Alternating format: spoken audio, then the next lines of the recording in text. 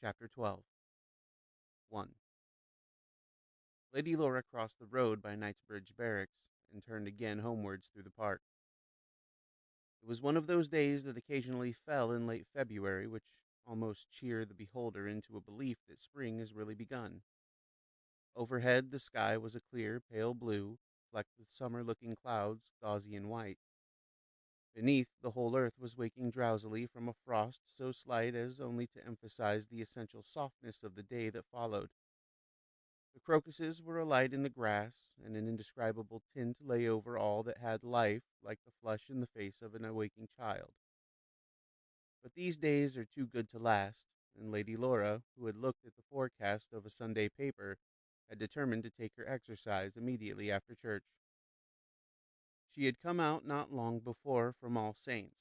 She had listened to an excellent, though unexciting sermon and some extremely beautiful singing, and even now, saturated with the atmosphere and with some soothing physical air in which she walked, her anxieties seemed less acute. There were enough of her acquaintances, too, in groups here and there.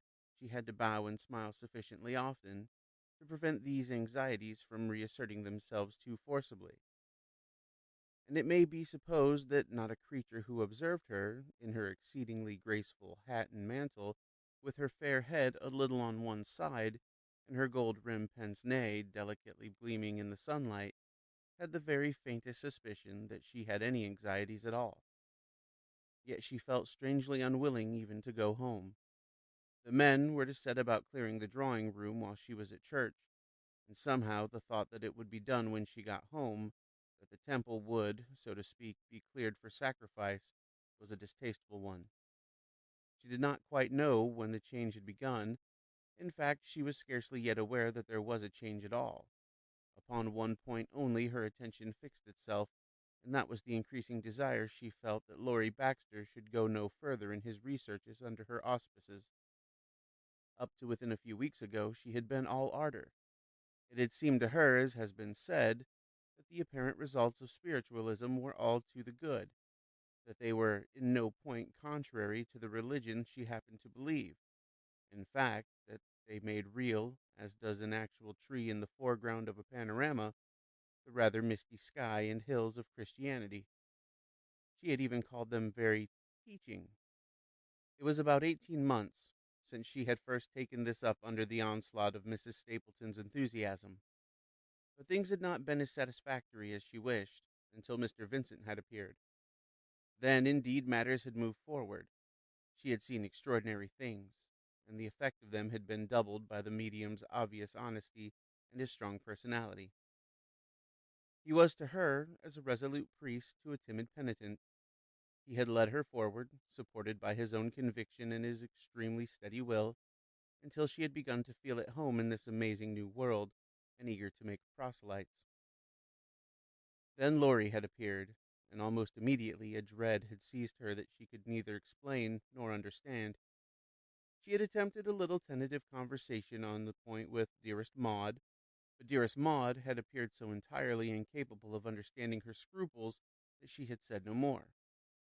But her inexplicable anxiety had already reached such a point that she had determined to say a word to Laurie on the subject. This had been done without avail, and now a new step forward was to be made. As to of what this step consisted, she was perfectly aware.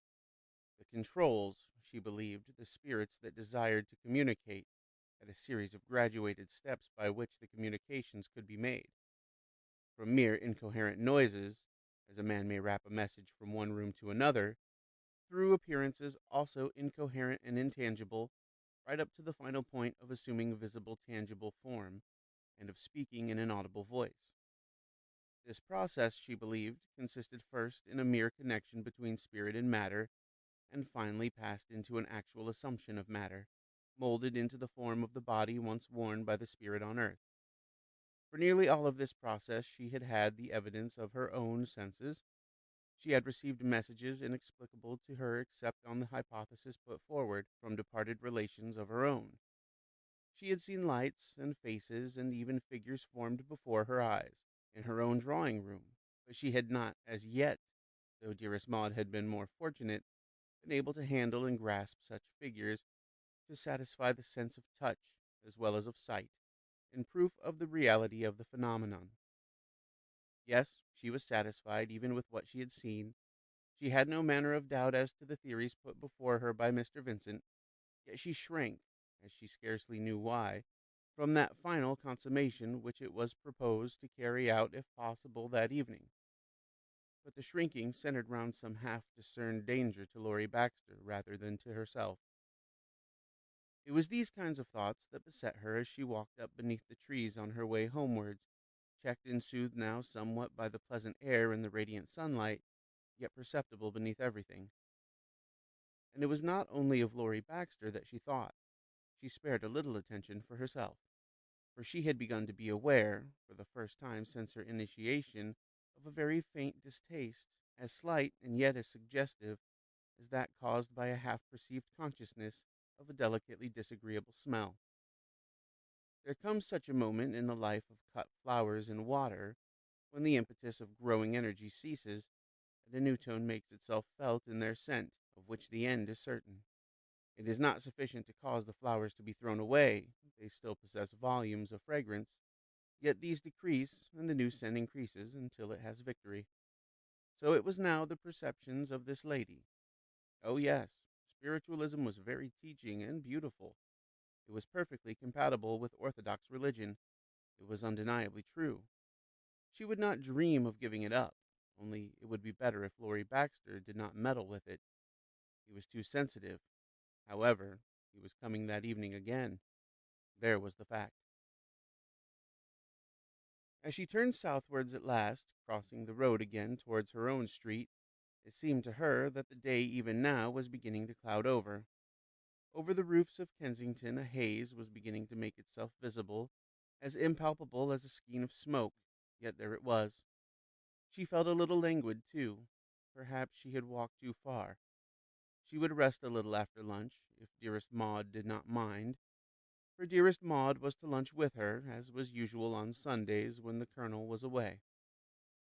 As she came, slower than ever, down the broad opulent pavement of Queensgate, through the silence and emptiness of Sunday, for the church bells were long ago silent, she noticed coming towards her, with a sauntered step, an old gentleman in frock coat and silk hat of a slightly antique appearance, spatted and gloved, carrying his hands behind his back as if he were waiting to be joined by some friend from one of the houses.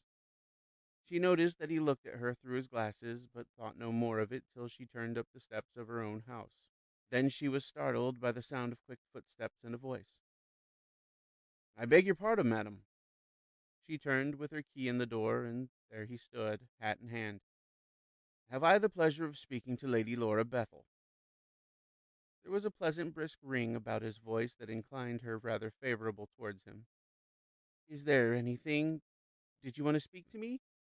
"Yes, I am Lady Laura Bethel." "I was told you were at church, madam, and that you were not at home to visitors on Sunday." "That is quite right. May I ask?" "Only a few minutes, Lady Laura, I promise you. Will you forgive my persistence?" Yes, the man was a gentleman. There was no doubt of that. "Would not tomorrow do? I'm rather engaged today." He had his card case ready, and without answering her at once, he came up the steps and handed it to her. The name meant nothing at all to her. "Will not tomorrow?" she began again. "Tomorrow will be too late," said the old gentleman. "I beg of you, Lady Laura, it is on an extremely important matter." She still hesitated an instant. Then she pushed the door open and went in. "Please come in," she said. She was so taken aback by the sudden situation that she forgot completely that the drawing-room would be upside down, and led the way straight upstairs. And it was not till she was actually within the door, with the old gentleman close on her heels, that she saw that, with the exception of 3 or 4 chairs about the fire, and the table set out near the hearth-rug, the room was empty of furniture. "I forgot," she said. "Will you mind coming in here? We have a meeting here this evening." She led the way to the fire, and at first did not notice that he was not following her. When she turned round, she saw the old gentleman, with his air of antique politeness completely vanished, standing and looking about him with a very peculiar expression. She also noticed, to her annoyance, that the cabinet was already in place in the little anteroom, and that his eyes almost immediately rested upon it. Yet there was no look of wonder in his face. Rather, it was such a look as a man might have on visiting the scene of a well-known crime: interest, knowledge, and loathing. "So it is here," he said in a quite low voice. Then he came across the room towards her. 2. For an instant his bearded face looked so strangely at her that she half moved towards the bell. Then he smiled with a little reassuring gesture. "No, no," he said. "May I sit down a moment?" She began hastily to cover her confusion. "It is a meeting," she said. "For this evening, I'm sorry." "Just so," he said. "It is about that I have come." "I beg your pardon?" "Please sit down, Lady Laura. May I say in a sentence what I have come to say?" This seemed very odd, old man. "Why, yes," she said. "I have come to beg you not to allow Mr. Baxter to enter the house. No, I have no authority from anyone, least of all from Mr. Baxter. He has no idea that I have come. He would think it an unwarranted piece of impertinence." "Mr. Cathcart, I cannot—" "Allow me," he said with a little compelling gesture that silenced her. "I've been asked to interfere by a couple of people very much interested in Mr. Baxter. One of them, if not both, completely disbelieves in spiritualism."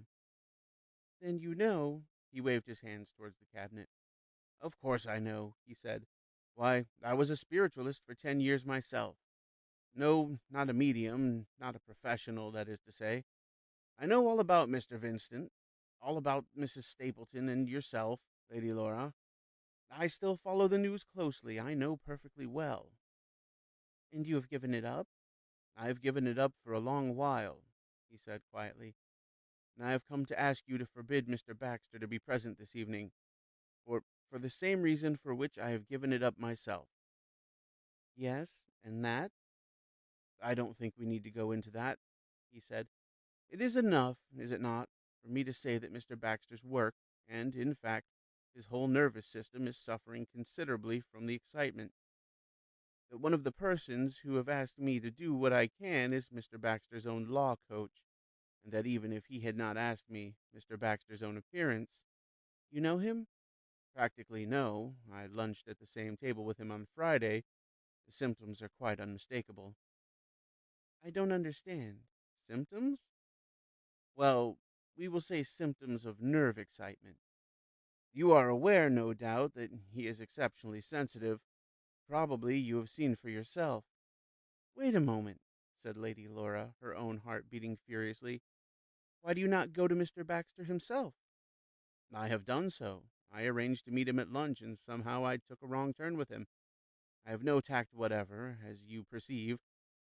But I wrote to him on Friday night, offering to call upon him and just giving him a hint. Well, it was useless. He refused to see me." "I don't see what I—" "Oh, yes," chirped the old gentleman almost gaily. "It would be quite unusual and unconventional. I just ask you to send him a line. I will take it myself if you wish it, telling him that you think it would be better for him not to come, and saying that you are making other arrangements for tonight."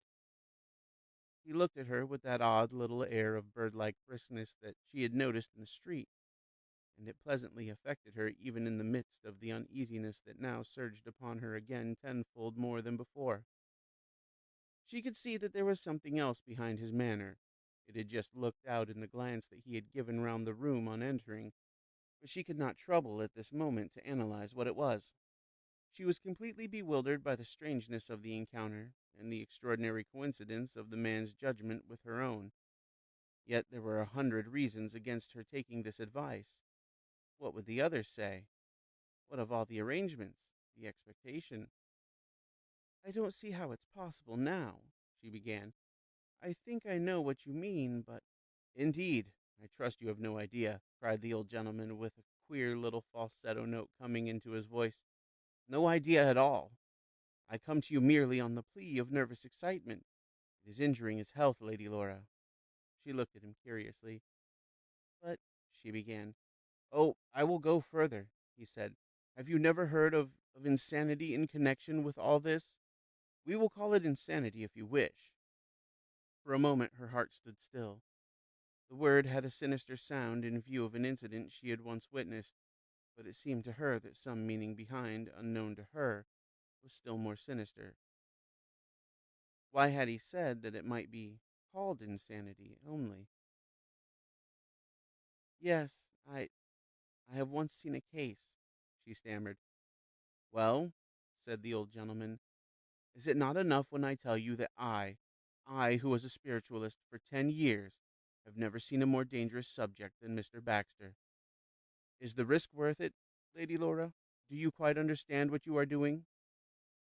He leaned forward a little, and again she felt anxiety, sickening and horrible, surge within her. Yet on the other hand, the door opened suddenly, and Mr. Vincent came in. 3. There was silence for a moment. Then the old gentleman turned round, and in an instant was on his feet, quiet, but with an air of bristling about his thrust-out chin and his tense attitude. Mr. Vincent paused, looking from one to the other. I beg your pardon, Lady Laura, he said courteously. Your man told me to wait here. I think he did not know you would come in. Well, this gentleman, began Lady Laura. Why, do you know Mr. Vincent? She asked suddenly, startled by the expression in the old gentleman's face. I used to know Mr. Vincent, he said shortly. You have the advantage of me, smiled the medium, coming forward to the fire. My name is Cathcart, sir. The others started, almost imperceptibly. Ah, yes, he said quietly. We did meet a few times, I remember. Lady Laura was conscious of distinct relief at the interruption. It seemed to her a providential escape from the troublesome decision. I think there is nothing more to be said, Mr. Cathcart.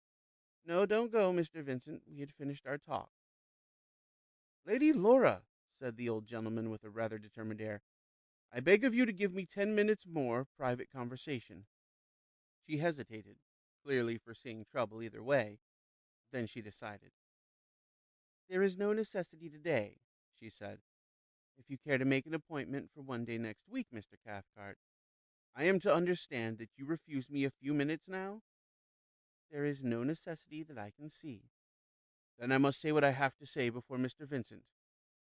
One moment, sir, put in the medium with a sudden slight air of imperiousness that Lady Laura knew very well by now. If Lady Laura consents to hear you, I must take it on myself to see that nothing offensive is said.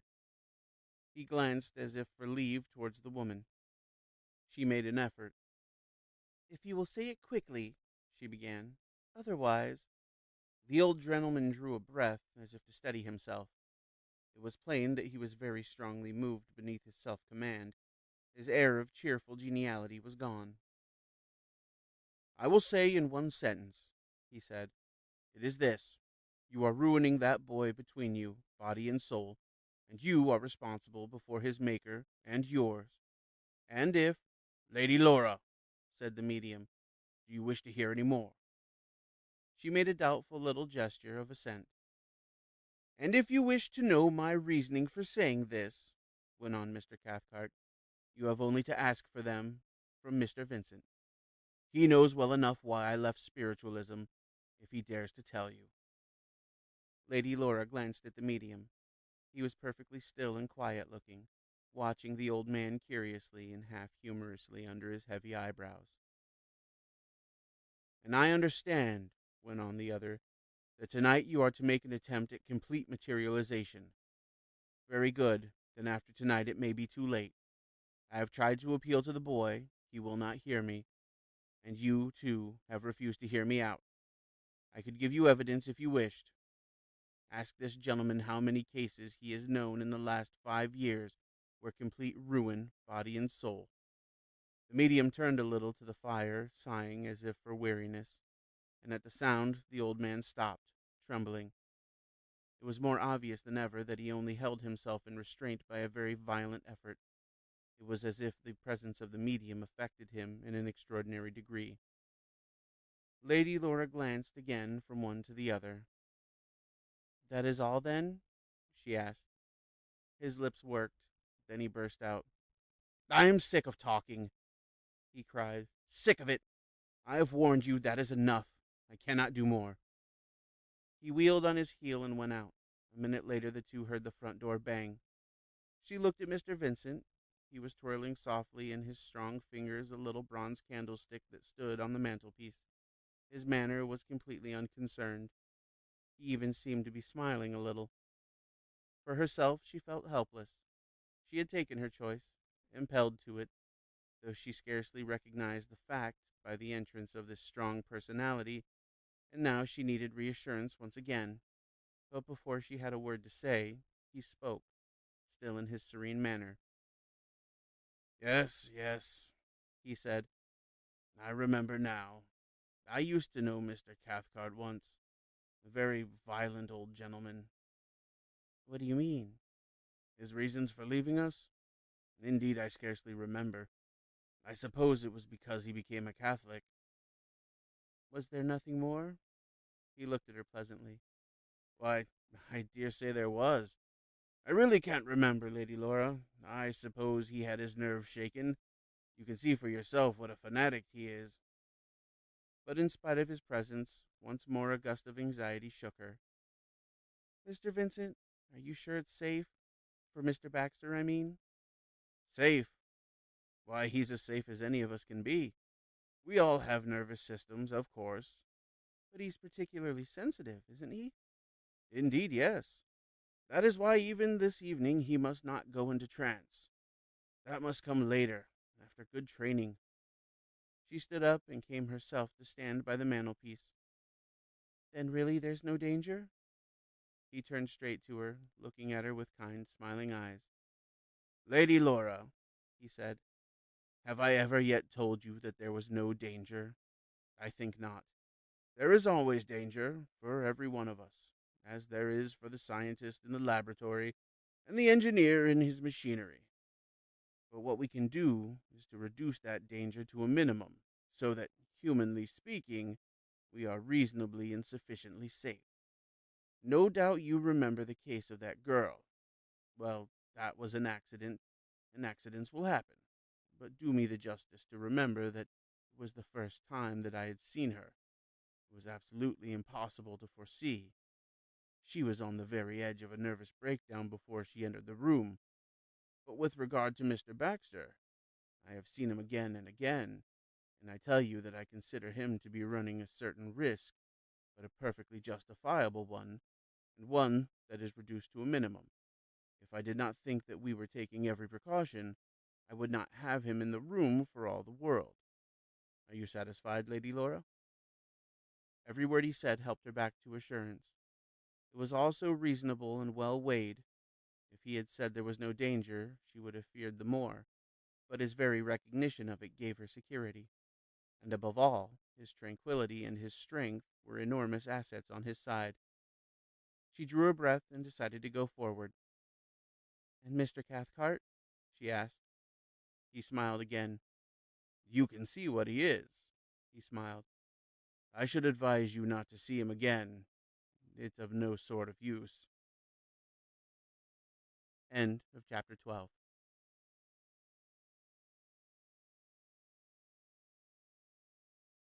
Chapter 13. 1.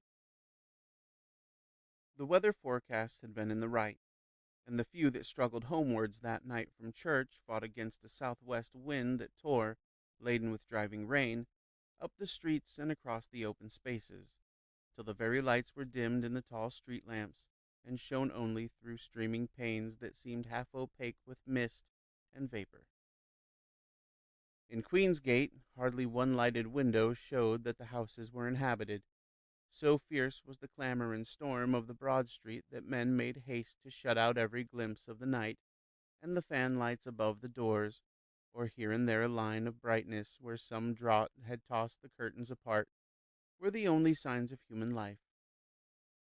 Outside, the broad pavements stared like surfaces of some canal, black and mirror-like, empty of passengers, catching every spark or hint of light from house and lamp, transforming it to a tall streak of glimmering wetness. The housekeeper's room in this house on the right was the more delightful from the contrast. It was here that the august assembly was held every evening after supper, set about with rigid etiquette and ancient rite. Its windows looked on to the little square garden at the back, but were now tight shuttered and curtained, and the room was a very model of comfort and warmth. Before the fire a square table was drawn up, set out with pudding and fruit, for it was here that the upper servants withdrew after the cold meat and beer of the servants' hall, to be waited upon by the butler's boy, and it was round this that the four sat in state: housekeeper, butler, lady's maid, and cook. It was already after 10 o'clock, and Mr. Parker was permitted to smoke a small cigar. They had discussed the weather, the sermon that Miss Baker had heard in the morning, and the prospects of dissolution, and they had once more returned to the mysteries that were being enacted upstairs. They were getting accustomed to them now, and there was not a great deal to say, unless they repeated themselves, which they had no objection to do. Their attitude was one of tolerant skepticism, tempered by an agreeable tendency on the part of Miss Baker to become agitated after a certain point. Mr. Vincent, it was generally conceded, was a respectable sort of man, with an air about him that could hardly be put into words, and it was thought to be a pity that he lent himself to such superstition. Miss Stapleton had been long ago dismissed as a silly sort of woman, though with a will of her own, and her ladyship, of course, must have her way. It could not last long, it was thought. But young Mr. Baxter was another matter, and there was a deal to say about him. He was a gentleman, that was certain, and he seemed to have sense, but it was a pity that he was so often here now on this business. He had not said one word to Mr. Parker this evening as he took off his coat. Mr. Parker had not thought he looked very well. He was too quiet-like, said the butler. As to the details of the affair upstairs, these were considered in a purely humorous light. It was understood that tables danced his hornpipe, and that tambourines were beaten by invisible hands, and it was not necessary to go further into principles, particularly since all these things were done by machinery at the Egyptian Hall. Faces also, it was believed, were seen looking out of the cabinet which Mr. Parker had once more helped to erect this morning, but these, it was explained, were done by luminous paint. Finally, if people insisted on looking into causes, electricity was a sufficient answer for all the rest. No one actually suggested water power. As for human motives, these were not called in question at all. It appeared to amuse some people to do this kind of thing, as others might collect old china or practice the cotillion. There it was, a fact, and there was no more to be said about it. Old Lady Carradine, where Mr. Parker had once been under butler, had gone in for pouter pigeons, and Miss Baker had heard tell of a nobleman who had a carpenter's shop of his own. These things were so then, and meantime here was a cigar to be smoked by Mr. Parker, and a little weak tea to be taken by the three ladies. It was about 10:15 when a revision was made to the weather. Within, here all was supremely comfortable. A black stuff mat with a red-fringed border lay before the blazing fire, convenient to the feet.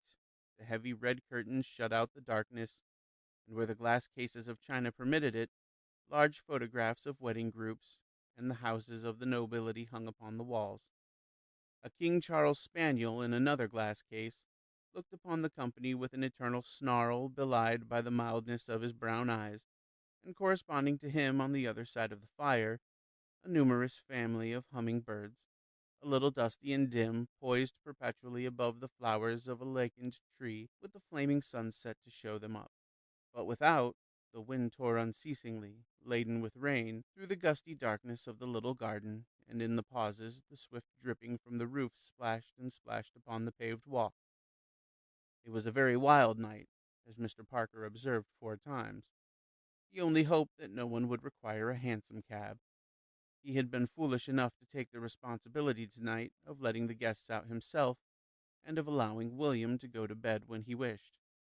And these were late affairs, seldom over before 11, and often not till nearly midnight. Mrs. Martin, in her blouse, moved a little nearer the fire and said she must be off soon to bed.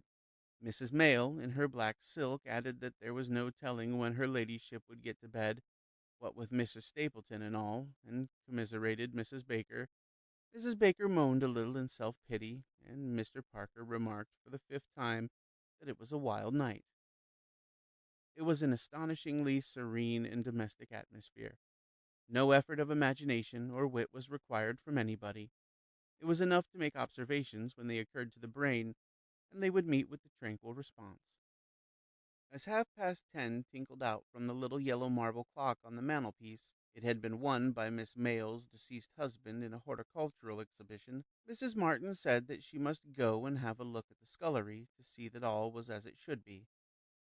There was no knowing with these girls nowadays what they might not leave undone, and Mrs. Mayle preened herself gently with the thought that her responsibilities were on a higher plane.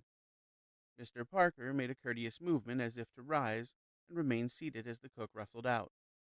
Miss Baker sighed again as she contemplated the long conversation that might take place between the two ladies upstairs before she could get her mistress to bed.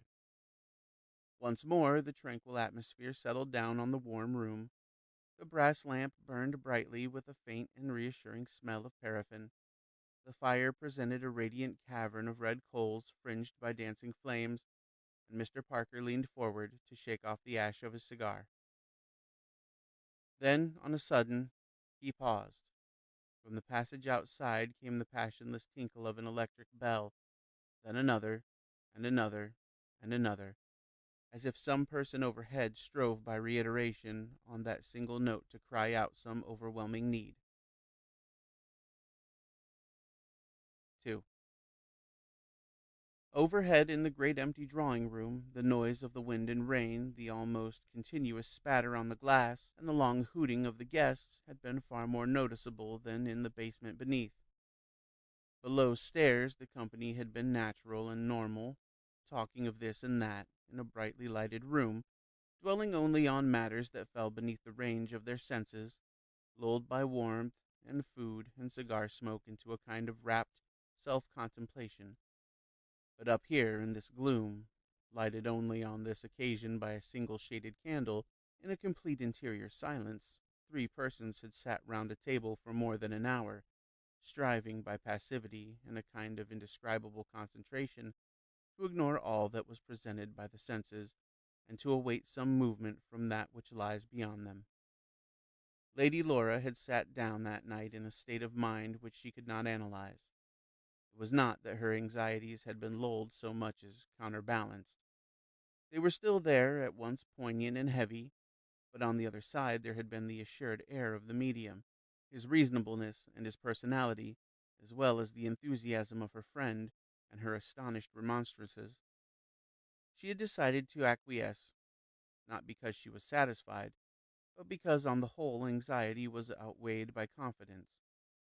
She could not have taken action under such circumstances, but she could at least refrain from it. Laurie, as Mr. Parker had noticed, had been quiet-like. He had said very little indeed, but a nervous strain was evident in the brightness of his eyes. But in answer to a conventional inquiry, he had declared himself extremely well. Mr. Vincent had looked at him for just an instant longer than usual as he shook hands, but he said nothing. Mrs. Stapleton had made an ecstatic remark or two on the envy with which she regarded the boy's sensitive faculties. At the beginning of the séance, the medium had repeated his warnings as to Laurie's avoidance of trance, and had added 1 or 2 other precautions. Then he had gone into the cabinet, the fire had been pressed down under ashes, and a single candle lighted and placed behind the angle of the little adjoining room in such a position that its shaded light fell upon the cabinet only and the figure of the medium within. When the silence became fixed, Lady Laura for the first time perceived the rage of wind and rain outside. The very intensity of the interior stillness and the rapture of attention emphasized to an extraordinary degree the windy roar without. Yet the silence seemed to her, now as always, to have a peculiar faculty of detaching the psychical from the physical atmosphere. In spite of the batter of rain not 10 feet away, Deciding between the shutters and even the lift now and again of the heavy curtain in the draught, she seemed herself as remote from it as does a man crouching in the dark under some ruin feel himself at an almost infinite distance from the pick and the hammer of the rescuers. These were in one world, she in another. For over an hour, no movement was made. She herself sat facing the fire, Laurie on her left looking towards the cabinet with his back to the windows, Mrs. Stapleton opposite to her. An endless procession of thoughts defiled before her as she sat. Yet these too were somewhat remote, far up, so to speak, on the superficies of consciousness. They did not approach that realm of will poised now and attentive on another range of existence. Once and again she glanced up without moving her head at the three-quarter profile on her left, at the somewhat Zulu-like outline opposite to her, then down again at the polished little round table and the 6 hands laid upon it. And meanwhile her brain revolved images rather than thoughts, memories rather than reflections, vignettes, so to speak. Old Mr. Cathcart in his spats and frock coat, the look on the medium's face, there and gone again in an instant as he had heard the stranger's name, the carved oak stalls of the chancel towards which she had faced this morning, the look of the park, the bloom upon the still leafless trees, the radiance of the blue spring sky.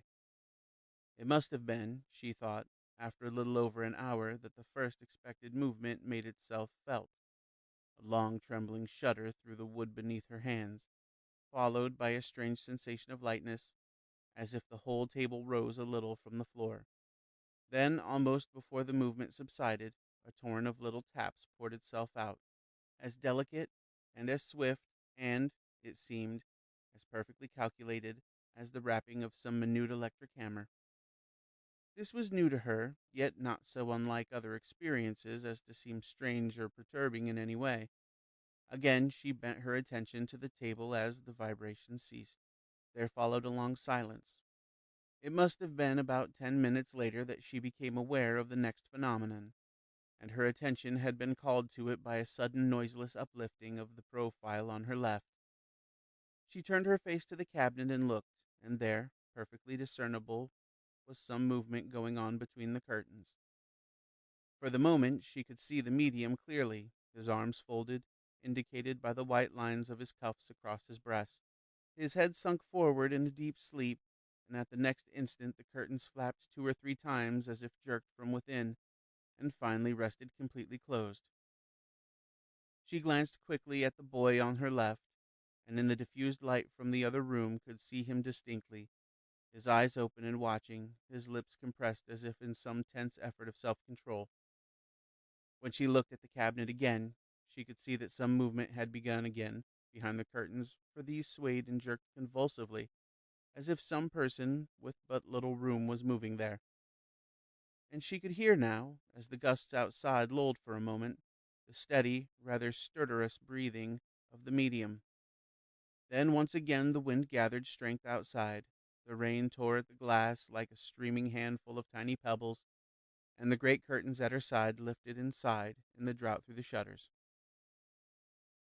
When it quieted again, the breathing had become a measured moaning, as that which a dreaming dog emits at the end of each expiration, and she herself drew a long trembling breath, overwhelmed by the sense of some struggle in the room such as she had not experienced before.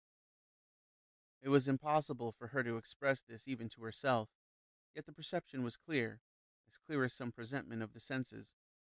She knew during those moments, as she watched the swaying curtains of the cabinet in the shaded light that fell upon them, and heard now and again that low moan from behind them, that some kind of stress lay upon something that was new to her in this connection. For the time she forgot her undertone of anxiety as to this boy at her side, and a curious terrified excitement took its place. Once, even then, she glanced at him again and saw the motionless profile watching, always watching. Then, in an instant, the climax came, and this is what she saw. The commotion of the curtains ceased suddenly, and they hung in straight folds from roof to floor of the little cabinet. Then they gently parted.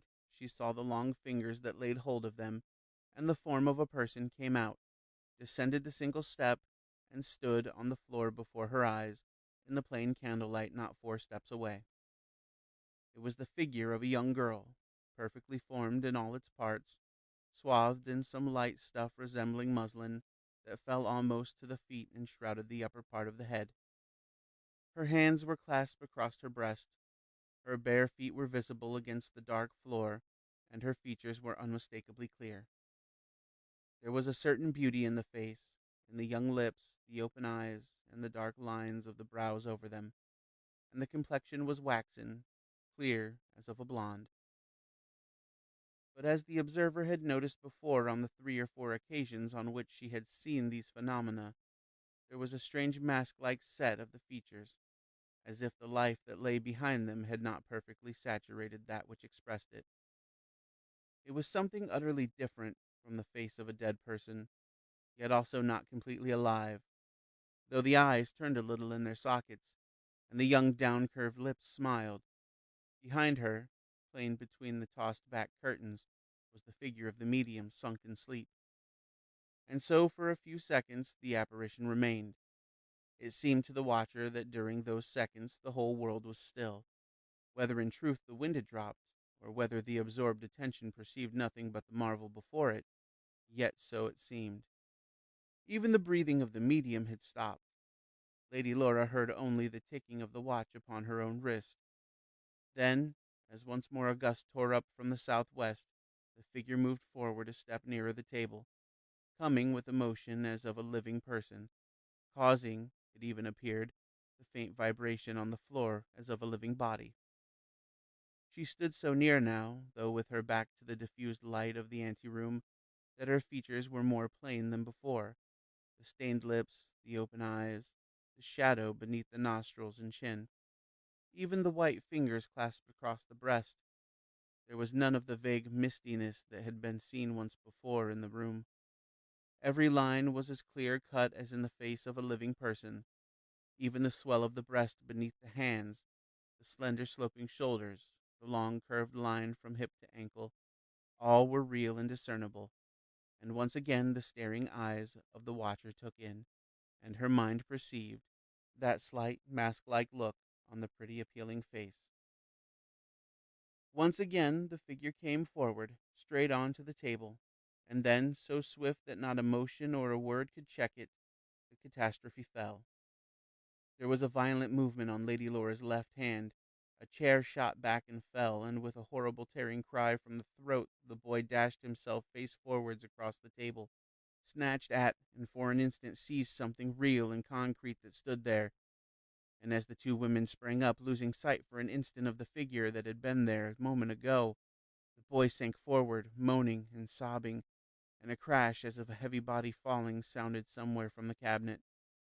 For a space of reckonable time there was complete silence. Then once more a blast of wind tore up from the southwest. Rain shattered against the window, and the house vibrated to the shock. End of chapter 13.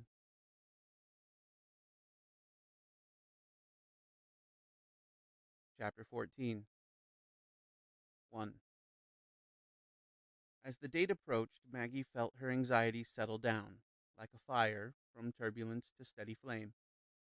On the Sunday she had with real difficulty kept it to herself, and the fringe of the storm of wind and rain that broke over Herefordshire in the evening had not been reassuring. Yet on one thing her will kept steady hold, and that was that Mrs. Baxter must not be consulted. No conceivable good could result, and there might even be harm. Either the old lady would be too much or not enough concerned. She might insist on Laurie's return to Stanton's, or might write him a cheering letter encouraging him to amuse himself in any direction that he pleased. So Maggie passed the evening in fits of alternate silence and small conversation, and succeeded in making Mrs. Baxter recommend a good long night. Monday morning, however, broke with a cloudless sky, an air like wine, and the chatter of birds, and by the time that Maggie went to look at the crocuses immediately before breakfast, she was all but at her ease again.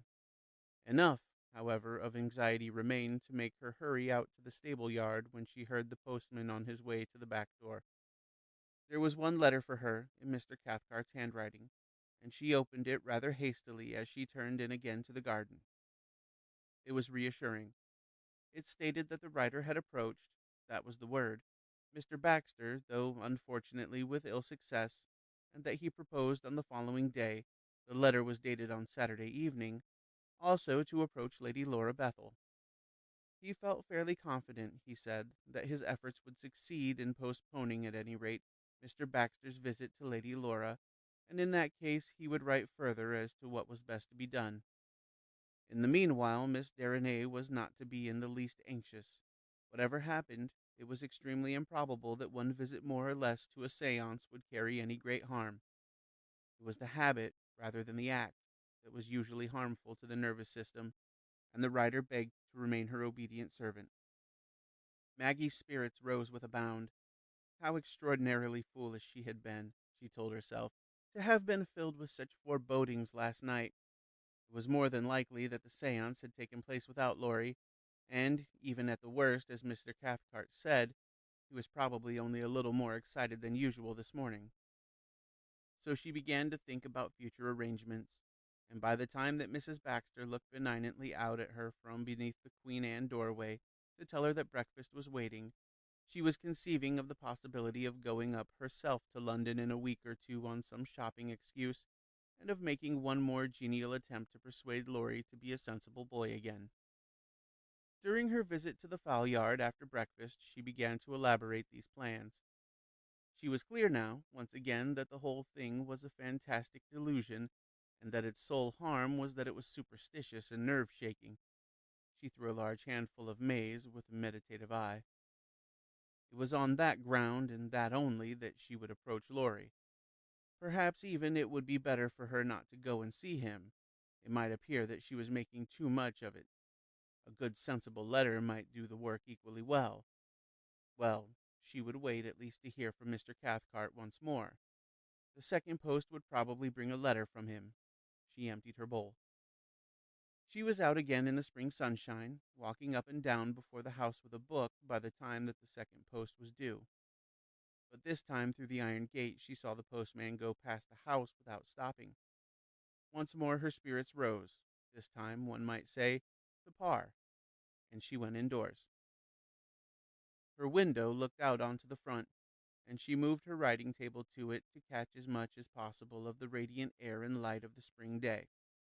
She proposed to begin to sketch out what she would say to Laurie, and suggest, if he wished it, to come up and see him in a week or two. She would apologize for her fussiness and say that the reasons why she was writing was that she did not want his mother to be made anxious. My dear Laurie, she bit her pen gently and looked out the window to catch inspiration for the particular frame of words with which she should begin. As she looked, an old gentleman suddenly appeared beyond the iron gate, shook it gently, glanced up in vain for a name on the stone post, and stood irresolute. It was an old trap, that of the front gate. There was no bell, and it was necessary for visitors to come straight in to the front door. Then, so swiftly that she could not formulate it, an anxiety leapt at her, and she laid her pen down, staring. Who was this? She went quickly to the bell and rang it, standing there waiting with beating heart and face suddenly gone white. Susan, she said, there's an old gentleman at the gate. Go and see who it is. Stop.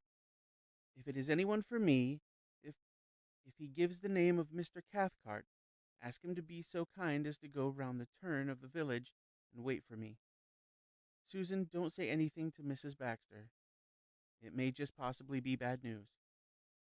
From behind the curtain, she watched the maid go down the path, saw a few words pass between her and the stranger, and then the maid come back. She waited breathless. Yes, miss, it is a Mr. Cathcart. He said he would wait for you. Maggie nodded. I will go, she said. Remember, please do not say a word to anyone. It may be bad news, as I said.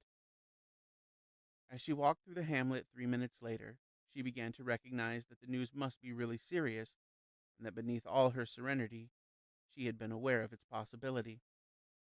So intense now was that anxiety, though perfectly formless in its detail, that all other faculties seemed absorbed into it. She could not frame any imagination as to what it meant. She could form no plan, alternative or absolute, as to what must be done.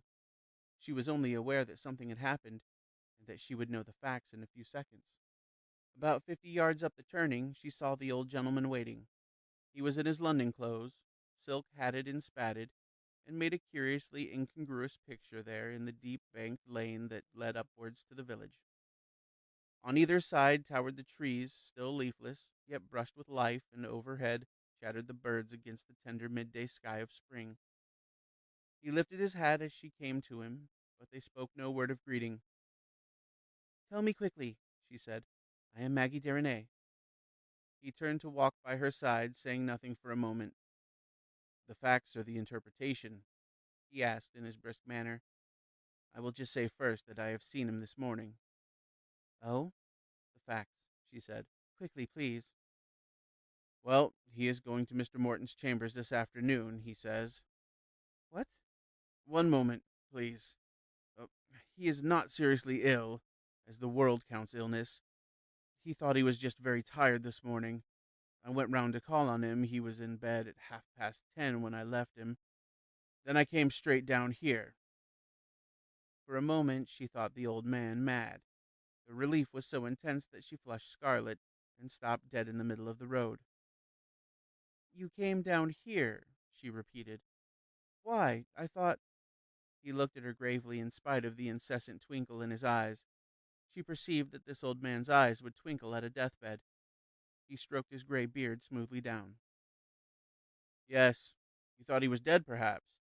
Oh, no, but for all that, Miss Derenay, it is just as serious as it can be."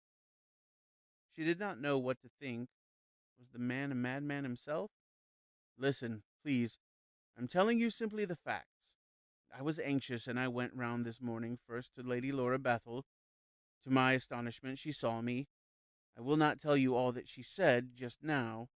She was in a terrible state, though she did not know 1/10 of the harm. Well, after what she told me, I went round straight to Mitre Court. The porter was inclined not to let me in. Well, I went in, and straight into Mr. Baxter's bedroom, and I found there—" He stopped. "Yes?" "I found exactly what I had feared and expected." "Oh, tell me quickly," she cried, wheeling on him in anger. He looked at her as if critically for a moment. Then he went on abruptly. "I found Mr. Baxter in bed. I made no apology at all. I said simply that I had come to see how he was after the séance." "It took place, then?" "Oh, yes. I forgot to mention that Lady Laura would pay no attention to me yesterday. Yes, it took place. Well, Mr. Baxter did not seem surprised to see me. He told me he felt tired. He said that the séance had been a success, and while he talked I watched him. Then I came away and caught the 10:50. "I don't understand in the least," said Maggie. "So I suppose," said the other dryly. "I imagine you do not believe in spiritualism at all. I mean that you think that the whole thing is fraud or hysteria." "Yes, I do," said Maggie bravely. He nodded once or twice. "So do most sensible people. Well, Miss Derenay, I have come to warn you. I did not write because it was impossible to know what to say until I had seen you and heard your answer to that question. At the same time, I wanted to lose no time.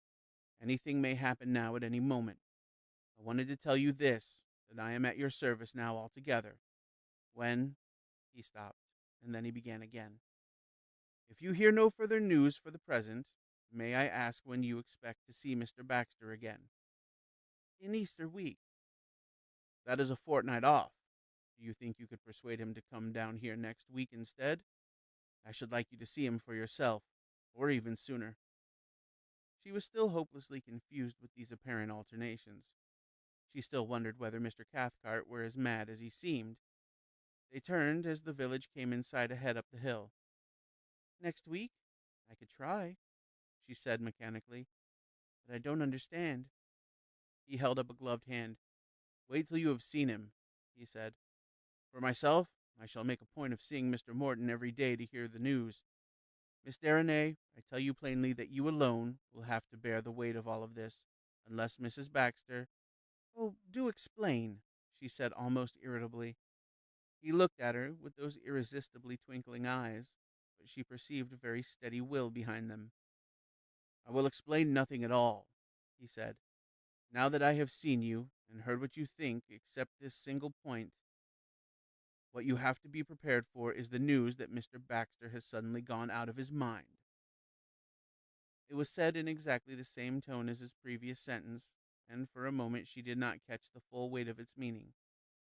She stopped and looked at him, paling gradually. Yes, you took that very well, he said, still meeting her eyes steadily. Stop. Keep strong hold of yourself. That is the worst you have to hear, for the present. Now tell me immediately whether you think Mrs. Baxter should be informed or not. Her leaping heart slowed down into 3 or 4 gulping blows at the base of her throat. She swallowed with difficulty. How do you know? Kindly answer my question, he said. Do you think Mrs. Baxter— oh God, sobbed Maggie. Steady, steady, said the old man. Take my arm, Miss Derenay. She shook her head, keeping eyes fixed on his. He smiled in his gray beard. Very good, he said. Very good. And do you think— She shook her head again. No, not one word. She is his mother. Besides, she is not the kind. She would be of no use. Yes, it is as I thought. Very well, Miss Derenay. You will have to be responsible. You can wire for me at any moment. You have my address. She nodded. Then I have 1 or 2 things to add. Whatever happens, do not lose heart for one moment. I have seen these cases again and again. Whatever happens, too, do not put yourself into a doctor's hands until I have seen Mr. Baxter for myself. The thing may come suddenly or gradually, and at the very instant you are convinced it is coming, telegraph me. I will be here 2 hours after. Do you understand? They halted 20 yards from the turning into the hamlet. He looked at her again with his kindly, humorous eyes. She nodded slowly and deliberately, repeating in her own mind his instructions. And beneath, like a whirl of waters, questions surged to and fro, clamoring for answer. But her self-control was coming back each instant. You understand, Miss Derenay, he said again. I understand. Will you write to me? I will write this evening. Once more, then. Get him down next week. Watch him carefully when he comes. Consult no doctor until you have telegraphed me and I have seen him.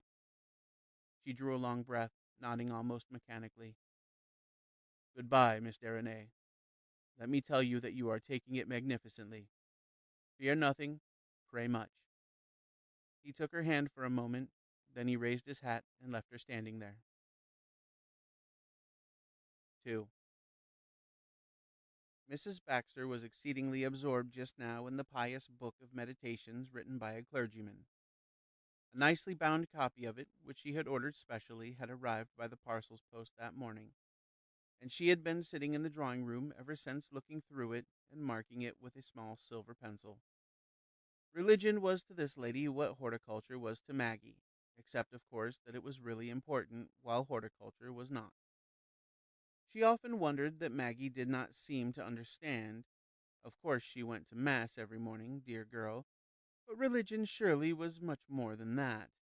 One should be able to sit for 2 or 3 hours over a book in the drawing-room before the fire with a silver pencil. So at lunch she prattled of the book almost continuously, and at the end of it thought Maggie more unsuitable than ever. She looked rather tired and strained, thought the old lady, and she hardly said a word from beginning to end. The drive in the afternoon was equally unsatisfactory. Mrs. Baxter took the book with her, and the pencil, in order to read aloud a few extracts here and there, and she again seemed to find Maggie rather vacuous and silent. Dearest child, you are not very well, I think, she said at last. Maggie roused herself suddenly. What, Auntie? You are not very well, I think. Did you sleep well? Oh, I slept all right, said Maggie vaguely. But after tea, Mrs. Baxter did not feel very well herself. She said she thought she must have taken a little chill. Maggie looked at her with unperceptive eyes. I am sorry, she said mechanically. Dearest, you don't seem very overwhelmed. I think perhaps I shall have dinner in bed. Give me my book, child. Yes, and the pencil case. Mrs. Baxter's room was so comfortable and the book so fascinatingly spiritual that she determined to keep her resolution and go to bed. She felt feverish just to the extent of being very sleepy and at her ease. She rang her bell and issued her commands. "A little bit of the volet," she said, "with a spoonful of soup before it. No, no meat, but a custard or so, and a little fruit. Oh, yes, Charlotte, and tell Miss Maggie not to come in and see me after dinner." It seemed that the message had roused the dear girl at last, for Maggie appeared 10 minutes later in quite a different mood. There was really some animation in her face. "Dear Auntie, I'm so very sorry. Yes, do go to bed, and breakfast there in the morning, too. I'm just writing to Laurie, by the way." Mrs. Baxter nodded sleepily from her deep chair. "He's coming down for Easter week, isn't he?" "So he says, my dear." "Why shouldn't he come next week instead, Auntie, and be with us for Easter? You'd like that, wouldn't you?" "Very nice indeed, dear child, but don't bother the boy." "And you don't think it's influenza?" put in Maggie swiftly, laying a cool hand on the old lady's. She maintained it was not. It was just a little chill such as she had had this time last year, and it became necessary to rouse herself a little to enumerate the symptoms. By the time she had done, Maggie's attention had begun to wander again. The old lady had never known her so unsympathetic before, and said so with gentle peevishness. Maggie kissed her quickly. "I'm sorry, Auntie," she said. "I was just thinking of something. Sleep well and don't get up in the morning." Then she left her to a spoonful of soup, a little volet, a custard, some fruit, her spiritual book, and contentment. Downstairs she dined alone in the green-hung dining room, and she revolved for the 20th time the thoughts that had been continuously with her since midday, moving before her like a kaleidoscope, incessantly changing their relations, their shapes, and their suggestions. These tended to form themselves into two main alternative classes. Either Mr. Cathcart was a harmless fanatic, or he was unusually sharp. But these again had almost endless subdivisions, for at present she had no idea of what was really in his mind, as to what his hints meant. Either this curious old gentleman with shrewd, humorous eyes was entirely wrong, and Laurie was just suffering from a nervous strain, not severe enough to hinder him from reading law in Mr. Morton's chambers, and this was all the substratum of Mr. Cathcart's mysteries, or else Mr. Cathcart was right, and Laurie was in the presence of some danger called insanity, which Mr. Cathcart interpreted in some strange fashion she could not understand.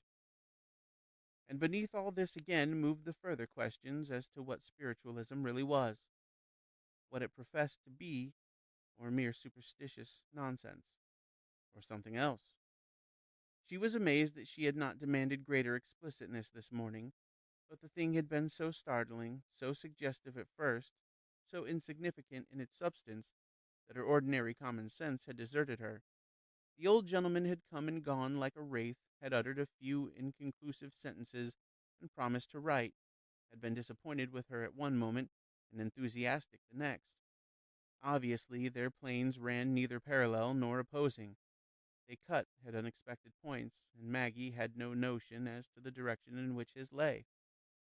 All she saw plainly was that there was some point of view other than hers. So, then, she revolved theories, questioned, argued, doubted with herself. One thing only emerged. The old lady's feverish cold afforded her exactly the opportunity she wished. She could write to Laurie with perfect truthfulness that his mother had taken to her bed, and that she hoped he would come down next week instead of the week after.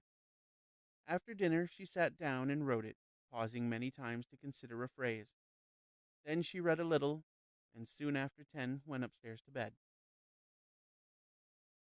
3. It was a little before sunset on that day that Mr. James Morton turned down onto the embankment to walk up to the Westminster Underground to take him home. He was a great man on physical exercise, and it was a matter of principle with him to live far from his work. As he came down the little passage, he found his friend waiting for him, and together they turned up towards where in the distance the Westminster towers rose, high and blue against the evening sky. "Well," said the old man. Mr. Morton looked at him with a humorous eye. "You are a hopeless case," he said. "Kindly tell me what you noticed." "My dear man," he said, "there's absolutely nothing to say. I did exactly what you said. I hardly spoke to him at all. I watched him very carefully indeed. I really can't go on doing that day after day. I've got my own work to do. It's the most utter bunkum I've ever— Tell me anything odd that you saw." There was nothing odd at all, except that the boy looked tired, as you saw for yourself this morning. Did he behave exactly as usual? Exactly, except that he was quieter, he fidgeted a little with his fingers. Yes, and he seemed very hard at work. I caught him looking at me once or twice. Yes, how did he look? He just looked at me. That was all. Good Lord, what do you want? And there was nothing else. Absolutely nothing else. Absolutely nothing else. He didn't complain of anything? Lord! Oh, yes, he did say something about a headache. Ah, the old man leaned forward. A headache. What kind? Back of his head? The old man sat back with pursed lips. Did he talk about last night? He went on again suddenly. Not a word. Ah. Mr. Morton burst into a rude, uproarious laughter. Upon my word, he said, I think, Cathcart, you are the most amazingly— The other held up a gloved hand in deprecation, but he did not seem at all ruffled. Yes, yes, we can take all that is said. I'm accustomed to it, my dear fellow. Well, I saw Miss Derenay, as I told you I should in my note. You're quite right about her. Pleased to hear it, I'm sure, said Mr. Morton solemnly. She's 1 in 1,000. I told her right out, you know, that I feared insanity. Oh, you did? That's tactful. How did she— She took it admirably. And did you tell her your delightful theories? I did not. She will see all that for herself, I expect. Meantime— Oh, you didn't tell me about your interview with Lady Laura. The old face grew a little grim. Ah, that's not finished yet, he said. I'm on my way to her now. I don't think she'll play with the thing again just yet. And the others? The medium? And so on? They will have to take their chance. It's absolutely useless going to them. They're as bad as I am, I expect. The old man turned a sharp face to him. Oh, you know nothing whatever about it, he said. You don't count, but they do know quite enough. In the underground, the two talked no more, but Mr. Morton, affecting to read his paper, glanced up once or twice at the old shrewd face opposite that stared so steadily out of the window into the roaring darkness. And once more he reflected how astonishing it was that anyone in these days, anyone, at least, possessing common sense, and common sense was written all over that old bearded face, could believe such fantastic rubbish as that which had been lately discussed. It was not only the particular points that regarded Laurie Baxter, all these absurd, though disquieting hints about insanity and suicide and the rest of it, but the principles that old Cathcart declared to be beneath those principles which he had apparently not confided to Miss Derenay. Here was the 20th century. Here was an electric railway, padded seats, and the Pall Mall. Was further comment required? The train began to slow up at Gloucester Road, and old Cathcart gathered up his umbrella and gloves. Then tomorrow, he said, at the same time? Mr. Morton made a resigned gesture. But why don't you go and have it out with him yourself? He asked. He would not listen to me, less than ever now. Good night. The train slid on again into the darkness, and the lawyer sat for a moment with pursed lips. Yes, of course the boy was overwrought. Anyone could see that. He had stammered a little, a sure sign. But why make all this fuss? A week in the country would set him right. Then he opened the Pall Mall again, resolutely. End of chapter 14.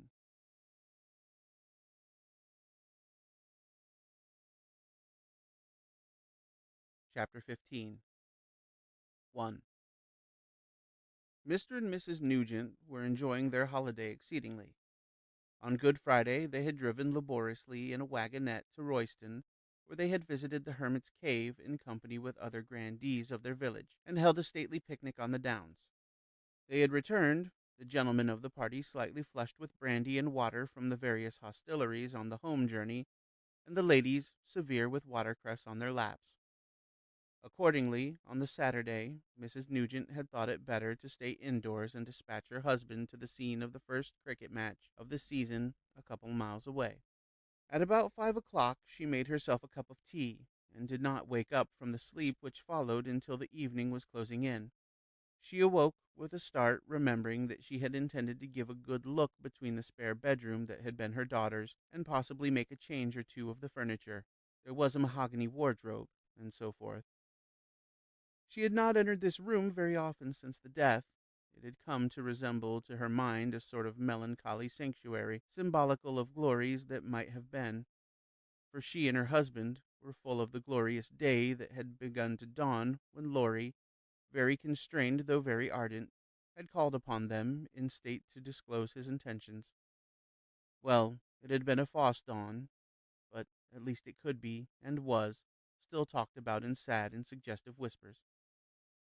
It seemed full, then, of mysterious splendor when she entered it this evening, candle in hand, and stood regarding it from the threshold. To the outward eye it was nothing very startling, a shrouded bed protruding from the wall opposite with the words, "The Lord preserve thee from all evil," illuminated in pink and gold by the girl's own hand. An oleograph of Queen Victoria in coronation robes hung on one side, and the painted photograph of a nonconformist divine, Bible in hand, whiskered and cravatted upon the other. There was a small cloth-covered table at the foot of the bed, adorned with an almost continuous line of brass-headed nails, as a kind of beading round the edge, in the center of which rested the plaster image of a young person clasping a cross. A hymn book and a Bible stood before this, and a small jar of wilted flowers. Against the opposite wall, flanked by dejected-looking wedding groups and another text or two, stood the great mahogany wardrobe, whose removal was vaguely in contemplation. Mrs. Nugent regarded the whole with a tender kind of severity, shaking her head slowly from side to side, with the tin candlestick slightly tilted. She was a full-bodied lady, in clothes rather too tight for her, and she panted a little after the ascent of the stairs.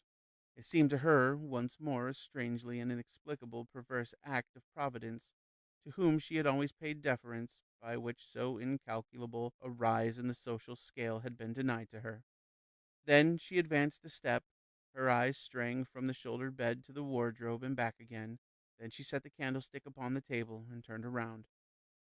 It must now be premised that Mrs. Nugent was utterly without a trace of what is known as superstition, for the whole evidential value of what follows, such as it is, depends upon the fact. She would not, by preference, sleep in a room immediately after a death had taken place in it, but solely for the reason of certain ill-defined physical theories which she would have summed up under the expression that it was but right that the air should be changed. Her views on human nature and its component parts were undoubtedly practical and common sense. To put it brutally, Amy's body was in the churchyard, and Amy's soul crowned and robed in heaven, so there was no more to account for. She knew nothing of modern theories, nothing of the revival of ancient beliefs. She would have regarded with kindly compassion and met with practical comments that unwilling shrinking from scenes of death occasionally manifested by certain kinds of temperaments. She turned then and looked at the wardrobe, still full of Amy's belongings, with her back to the bed in which Amy had died, without even the faintest premonitory symptom of the unreasoning terror that presently seized upon her. It came about in this way. She kneeled down. After a careful scrutiny of the polished surface of the mahogany, she pulled out a drawer filled to brimming over with linen of various kinds and uses, and began to dive among these with careful housewifely hands to discover their tale. Simultaneously, as she remembered afterwards, there came from the hill leading down from the direction of the station the sound of a trotting horse. She paused to listen, her mind full of that faint gossipy surmise that surges so quickly up in the thoughts of village dwellers. her hands for an instant motionless among the linen. It might be the doctor, or Mr. Patton, or Mr. Grove. Those names flashed upon her, but an instant later were drowned again in a kind of fear which she could give afterwards no account. It seemed to her, she said, that there was something coming towards her that set her a tremble.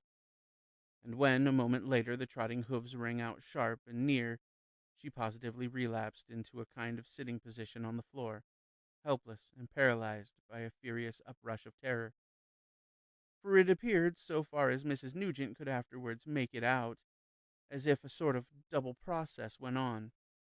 It was not merely that fear, full armed, rushed upon with the approaching wheels outside and therefore harmless, but that the room itself in which she crouched, itself filled with some atmosphere, swift as water in the rising loch, that held her there motionless, blind and dumb with horror, unable to move, even to lift her hands or turn her head. As one approached, the other rose. Again sounded the hoofs and wheels, near now and imminent. Again they hushed as the corner was approached. Then once more as they broke out, clear and distinct, not 20 yards away at the turning into the village. Mrs. Nugent, no longer able even to keep the rigid position of fear, sank gently backwards and relapsed in a huddle on the floor. 2. Mr. Nugent was astonished, even a little peevish, when, on arriving home after dark, he found the parlor lamp asmoke and his wife absent.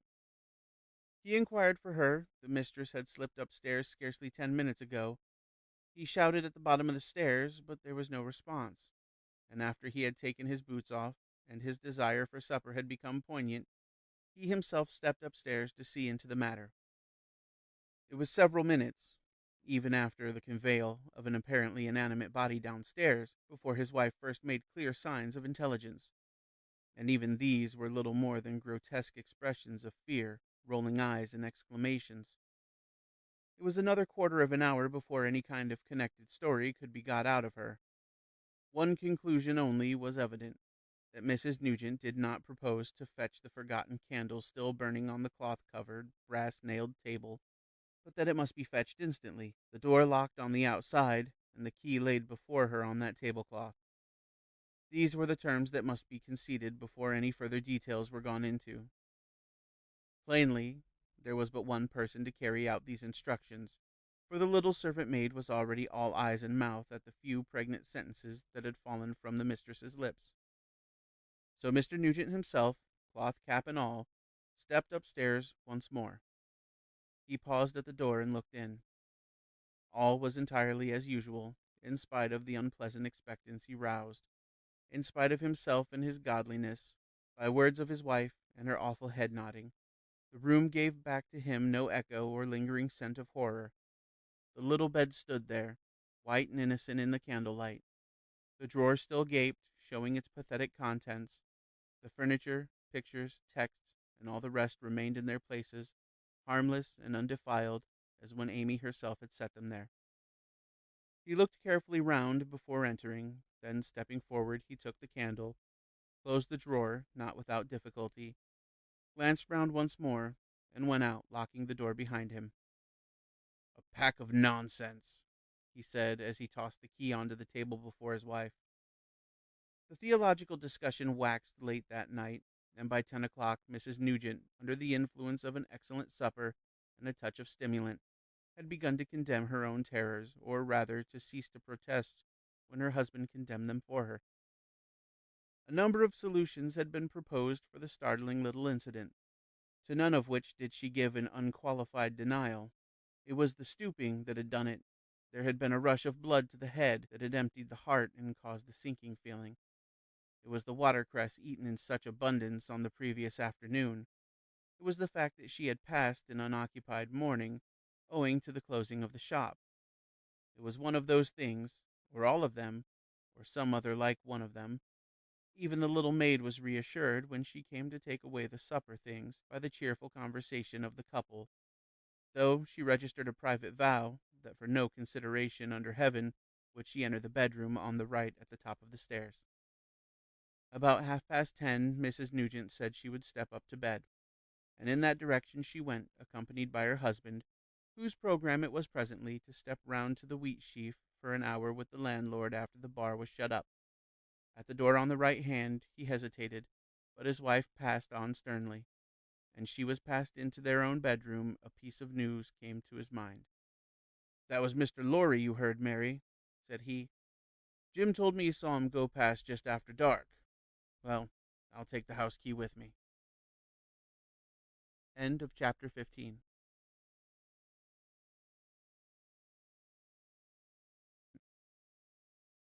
Chapter 16.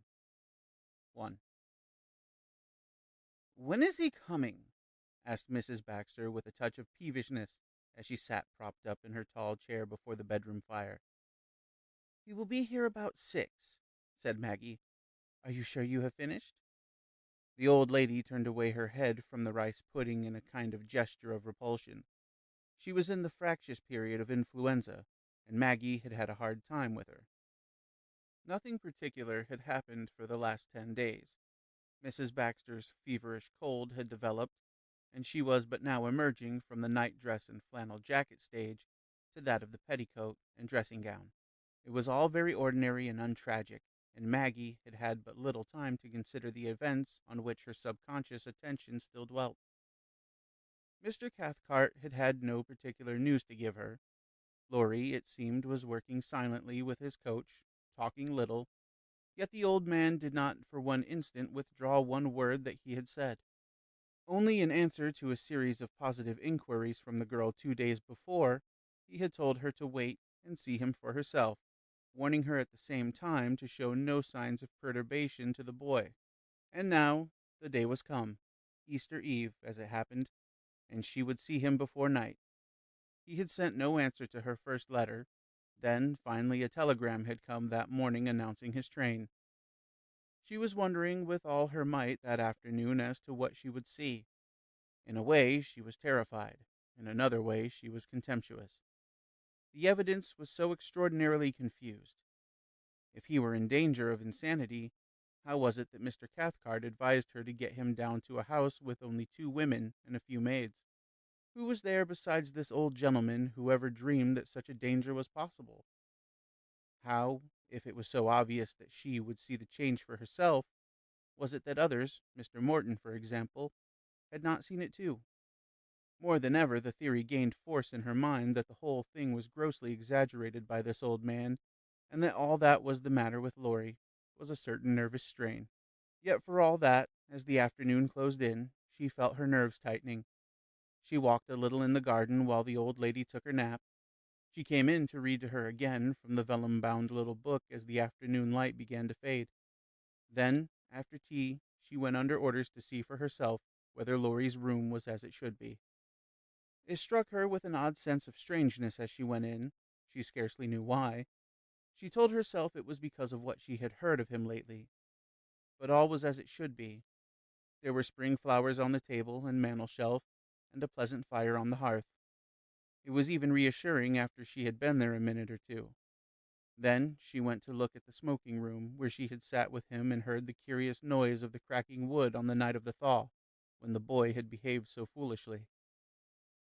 Here, too, was a fire, a tall porter's chair drawn on one side with its back to the door, and a deep leather couch set opposite. There was a box of Laurie's cigarettes set ready on the table, candles, matches, flowers, the illustrated papers, yes, everything. But she stood looking on it all for a few moments with an odd emotion. It was familiar, homely, domestic, yet it was strange. There was an air of expectation about it all. Then on a sudden the emotions precipitated themselves in tenderness. "Ah, poor Laurie. It is all perfectly right," she said to the old lady. "Are there cigarettes there?" "Yes, I noticed them particularly." "And flowers?" "Yes, flowers too." "What time is it, my dear? I can't see." Maggie peered at the clock. "It's just after 6, Auntie. Will you have the candles?" The old lady shook her head. "No, my dear, my eyes can't stand the light.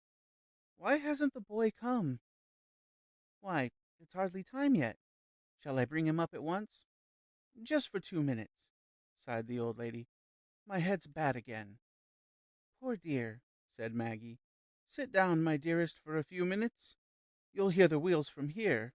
No, don't talk or read. There then the two women sat waiting. Outside the twilight was falling, layer on layer over the spring garden in the great stillness. The chilly wind of the afternoon had dropped, and there was scarcely a sound to be heard from the living things about the house that once more were renewing their strength. Yet over all, to the Catholic's mind at least, there lay a shadow of death from associations with the strange anniversary that was passing hour by hour. As to what Maggie thought during those minutes of waiting, she could have given afterwards no coherent description. Matters were too complicated to think clearly. She knew so little. There were so many hypotheses. Yet one emotion dominated the rest, expectancy with a tinge of fear.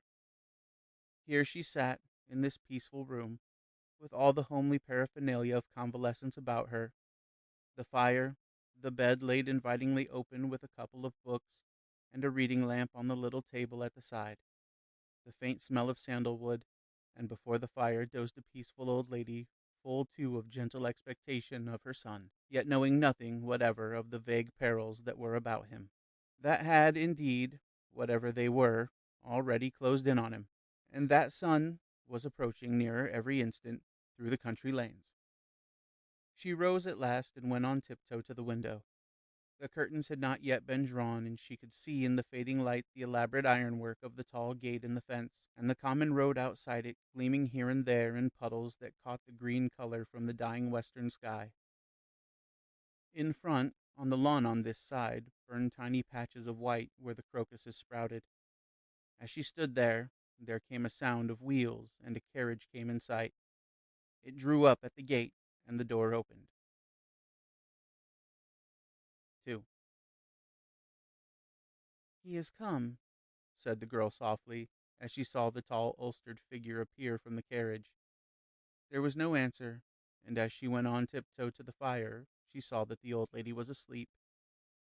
She went noiselessly out of the room and stood for an instant, every pulse racing with horrible excitement, listening to the footsteps and voices in the hall. Then she drew a long, trembling breath, steadied herself with a huge effort of the will, and went downstairs. Mr. Laurie's gone into the smoking room, miss, said the servant, looking at her oddly. He was standing by the table as she went in, so much she could see, but the candles were unlighted, and no more was visible of him than his outline against the darkening window. Well, Laurie? She said. Well, Maggie, said his voice in an answer, and their hands met. Then, in an instant, she knew that something was wrong. Yet at the moment she had not an idea as to what it was that told her that. It was Laurie's voice, surely. You're all in the dark, she said. There was no movement or word in answer. She passed her hand along the mantelpiece for the matches she had seen there just before, but her hand shook so much that some little metal ornament fell with a crash as she fumbled there, and she drew a long, almost vocal breath of sudden nervous alarm. And still there was no movement in answer. Only the tall figure stood watching her, it seemed, a pale, luminous patch showing her his face. Then she found the matches and struck one, and, keeping her face downcast, lighted, with fingers that shook violently, the two candles on the little table by the fire. She must just be natural and ordinary, she kept on telling herself. Then, with another fierce effort of will, she began to speak, lifting her eyes to his face as she did so. Auntie's just fallen. Her voice died suddenly for an instant as she saw him looking at her. Then she finished. Just fallen asleep. Will you come up presently, Laurie? Every word was an effort as she looked steadily into the eyes that looked so steadily into hers. It was Laurie, yes, but good God. You must just kiss her and come away, she said, driving out the words with effort after effort. She has a bad headache this evening. Laurie, a bad headache. With a sudden twitch, she turned away from those eyes.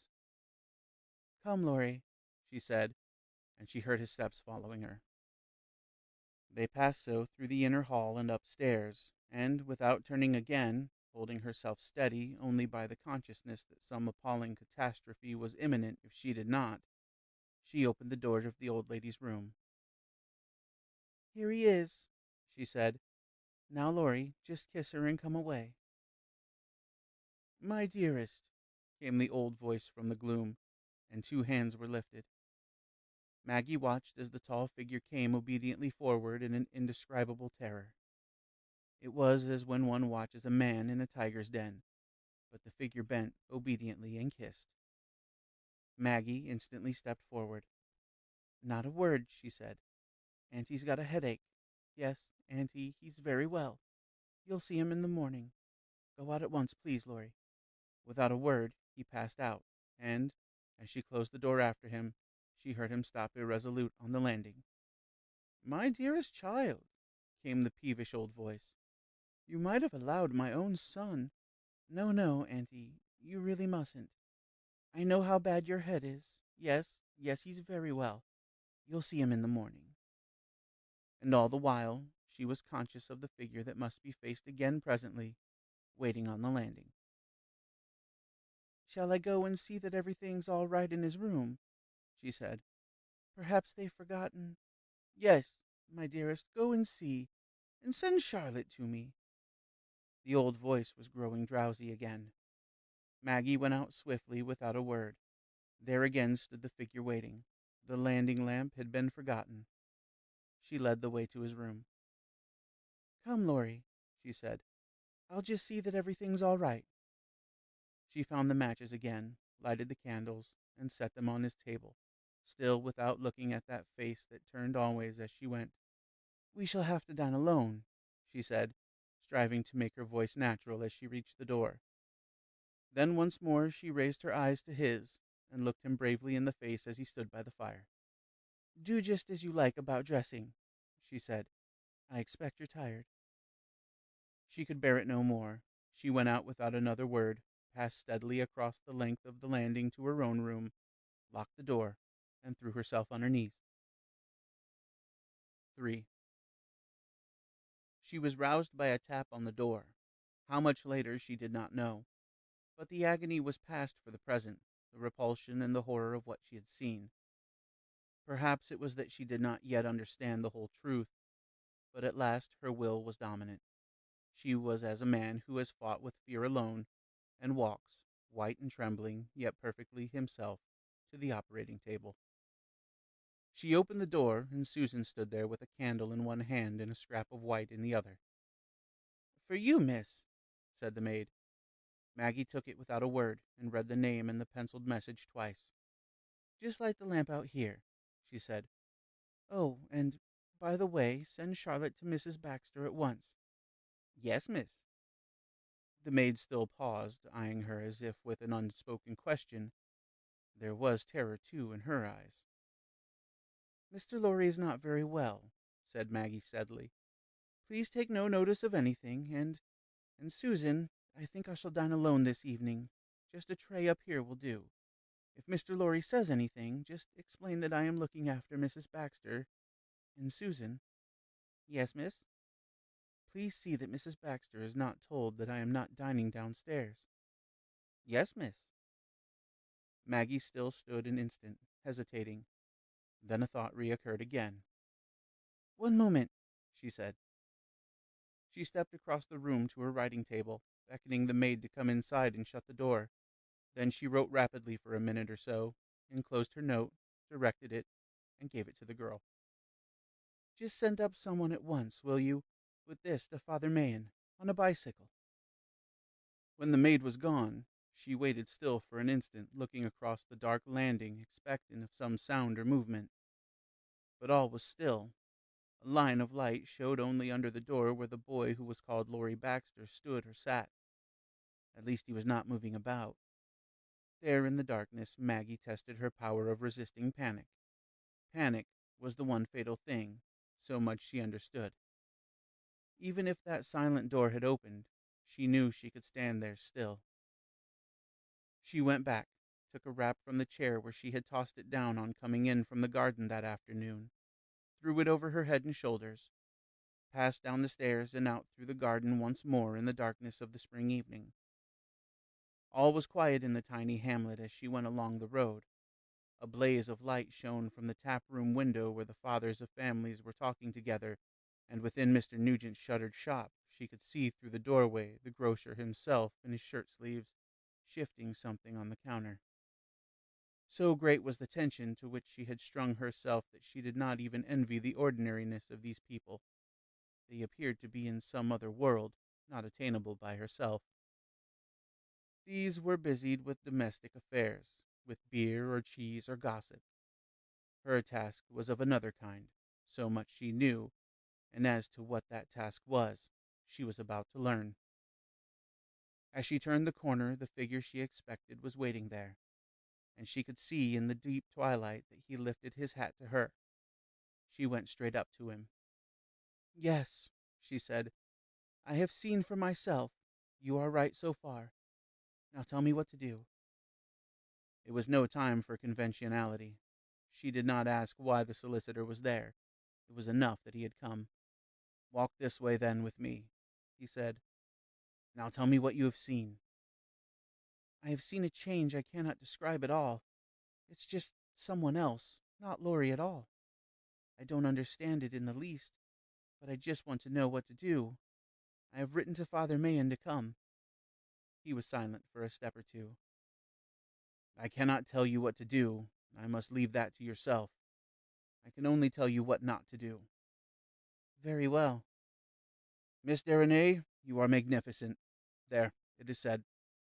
Now then, you must not get excited or frightened whatever happens. I do not believe that you are in any danger, not of the ordinary kind, I mean. But if you want me, I shall be at the inn. I have taken rooms there for the night or so, and you must not yield to him interiorly. I wonder if you understand." "I think I shall understand soon. At present I understand nothing. I have said I cannot dine with him." "But "I cannot, before the servants. One of them at least suspects something, but I will sit with him afterwards, if that is right." very good. You must be with him as much as you can. Remember, it is not the worst yet.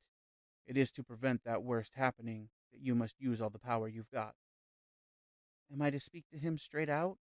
And what shall I tell Father Mayan?" "You must use your judgment.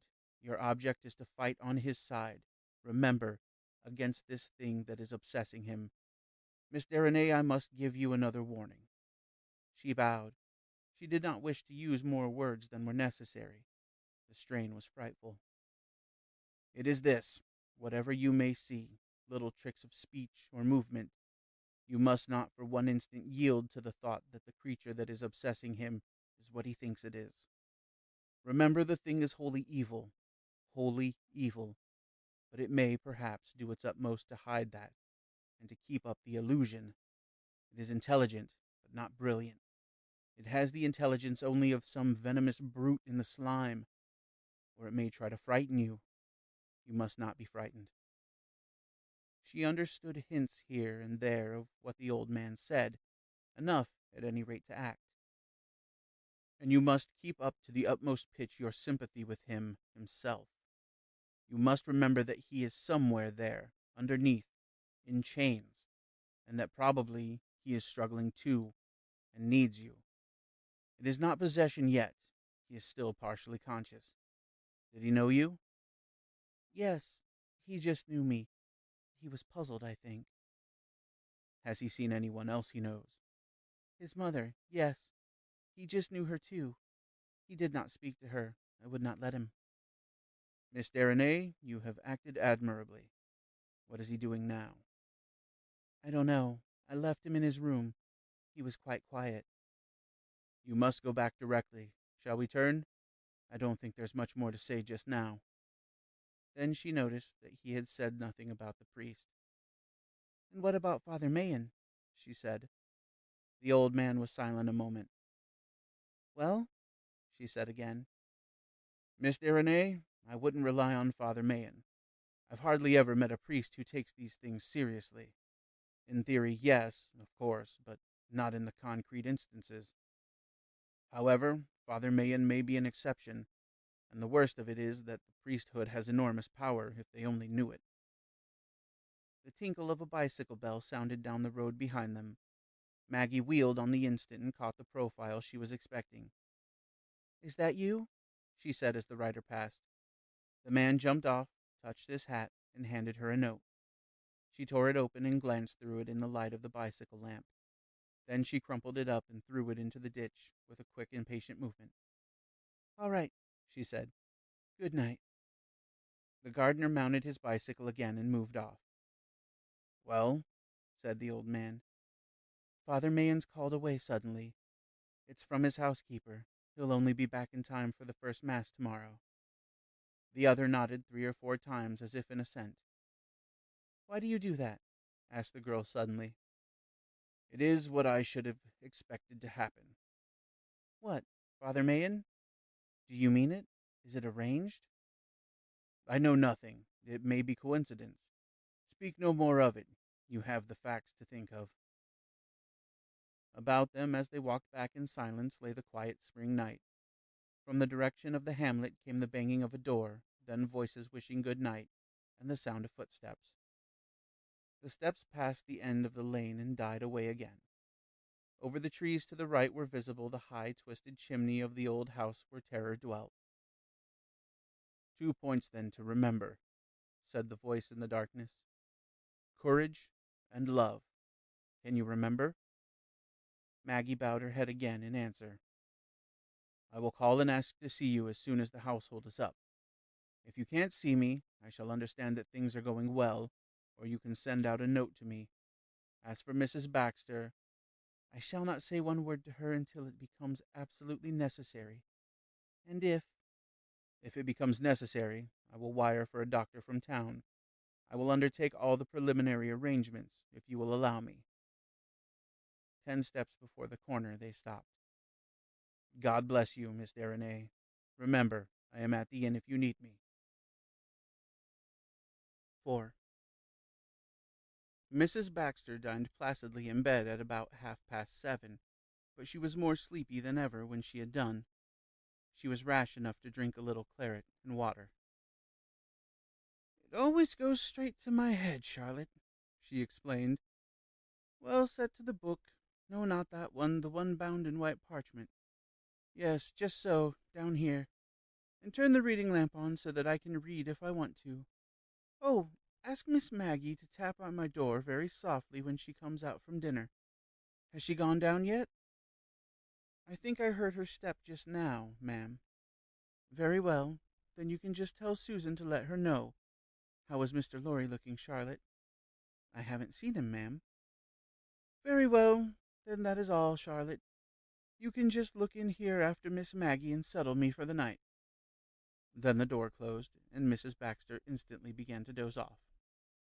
She was one of those persons whose moments between sleeping and waking, especially during a little attack of feverishness, are occupied in contemplating a number of little vivid pictures of all kinds that present themselves to the mental vision, and she saw, as usual, a quantity of these, made up of tiny details of the day that was gone, and of other details markedly unconnected with it. She saw, for example, little scenes in which Maggie and Charlotte and medicine bottles and Chinese faces and printed pages of a book all moved together in a sort of convincing incoherence, and she was just beginning to lose herself in the depths of sleep and to forget her firm resolution of reading another page or so of the book by her side when a little sound came, and she opened, as she thought, her eyes. Her reading lamp cast a funnel of light across her bed, and the rest of the room was lit only by the fire dancing in the chimney.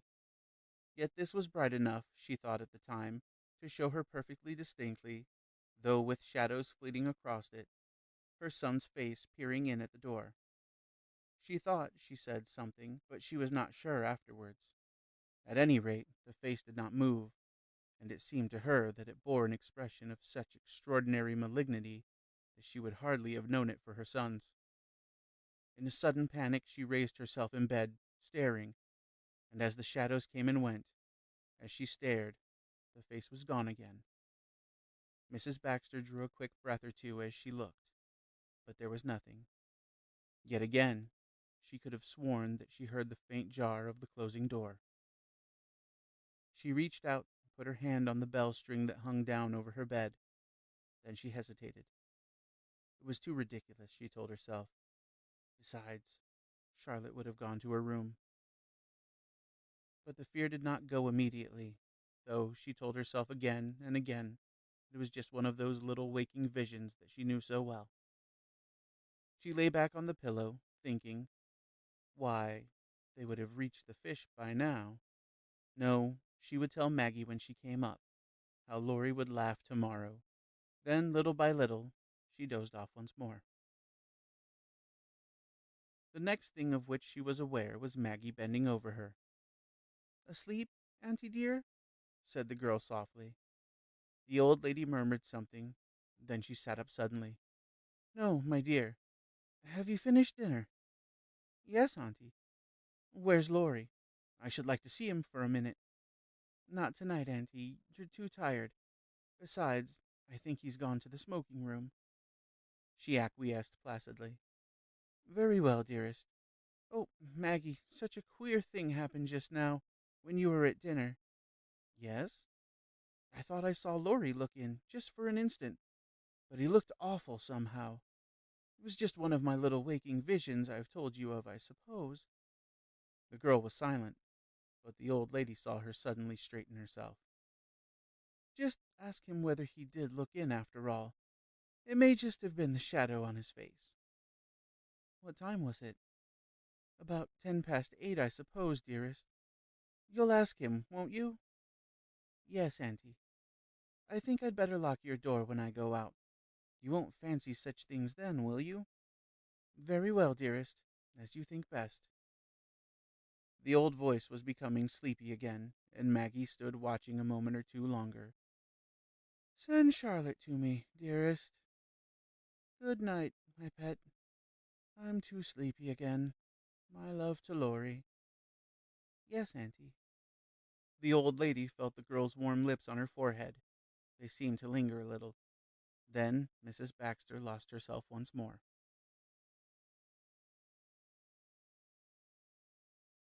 5. The public bar of the Wheat Sheaf Inn was the scene this evening of a lively discussion. Some thought the old gentleman, arrived that day from London, to be a new kind of commercial traveller, with designs upon the gardens of the gentry. Others that he was a sort of scientific collector. Others, again, that he was a private detective. And since there was no evidence at all, good or bad, in support of any one of these suggestions, a very pretty debate became possible. A silence fell when his step was heard to pass down the stairs and out into the street, and another half an hour later when he returned. Then once more the discussion began.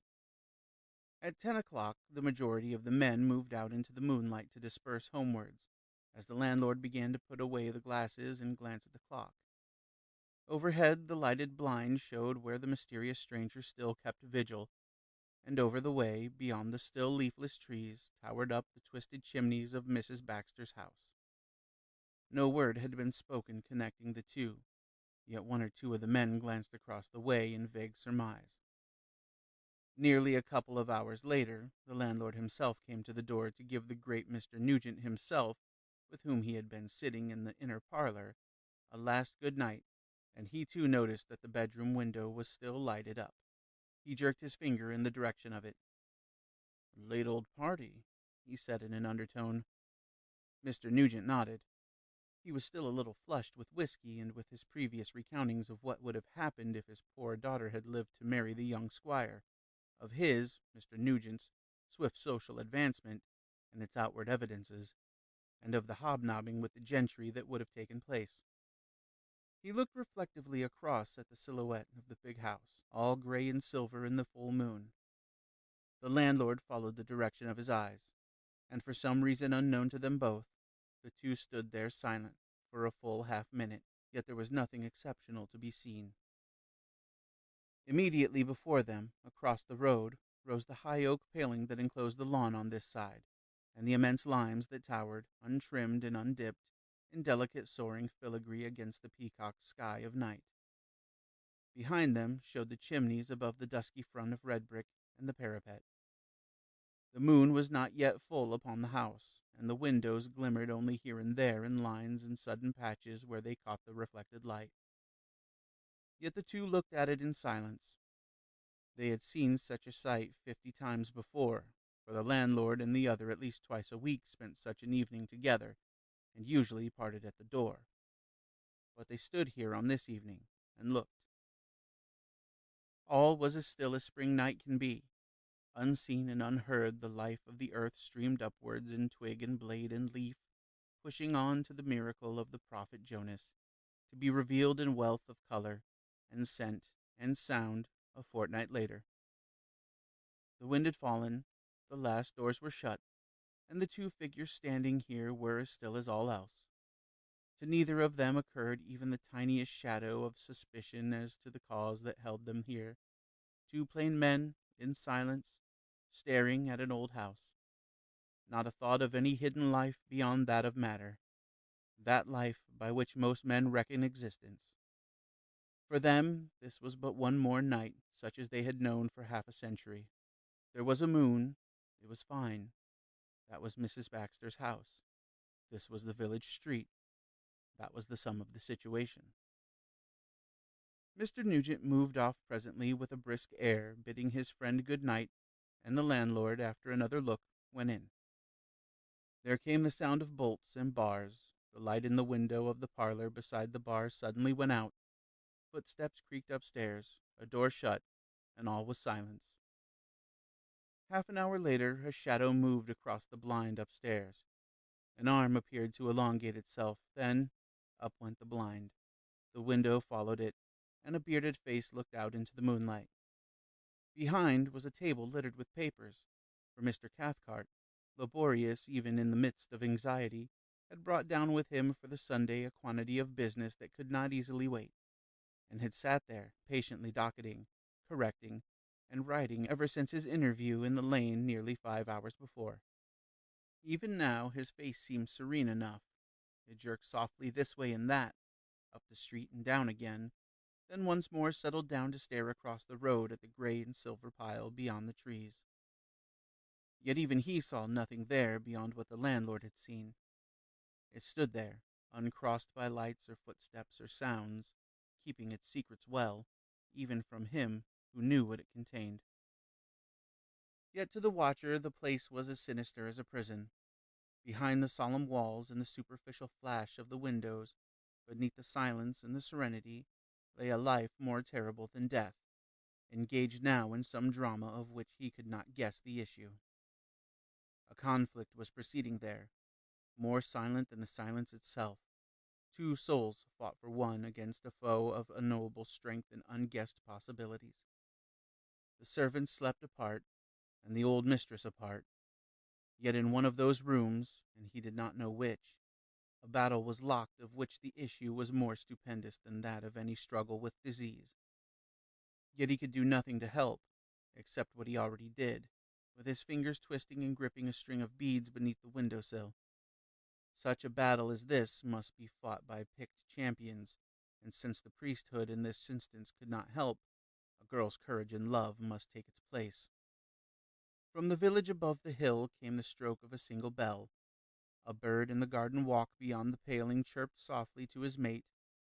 Then once more silence came down upon the moonlit street, the striped shadows, the tall house and trees, and the bearded face watching at the window. End of chapter 16.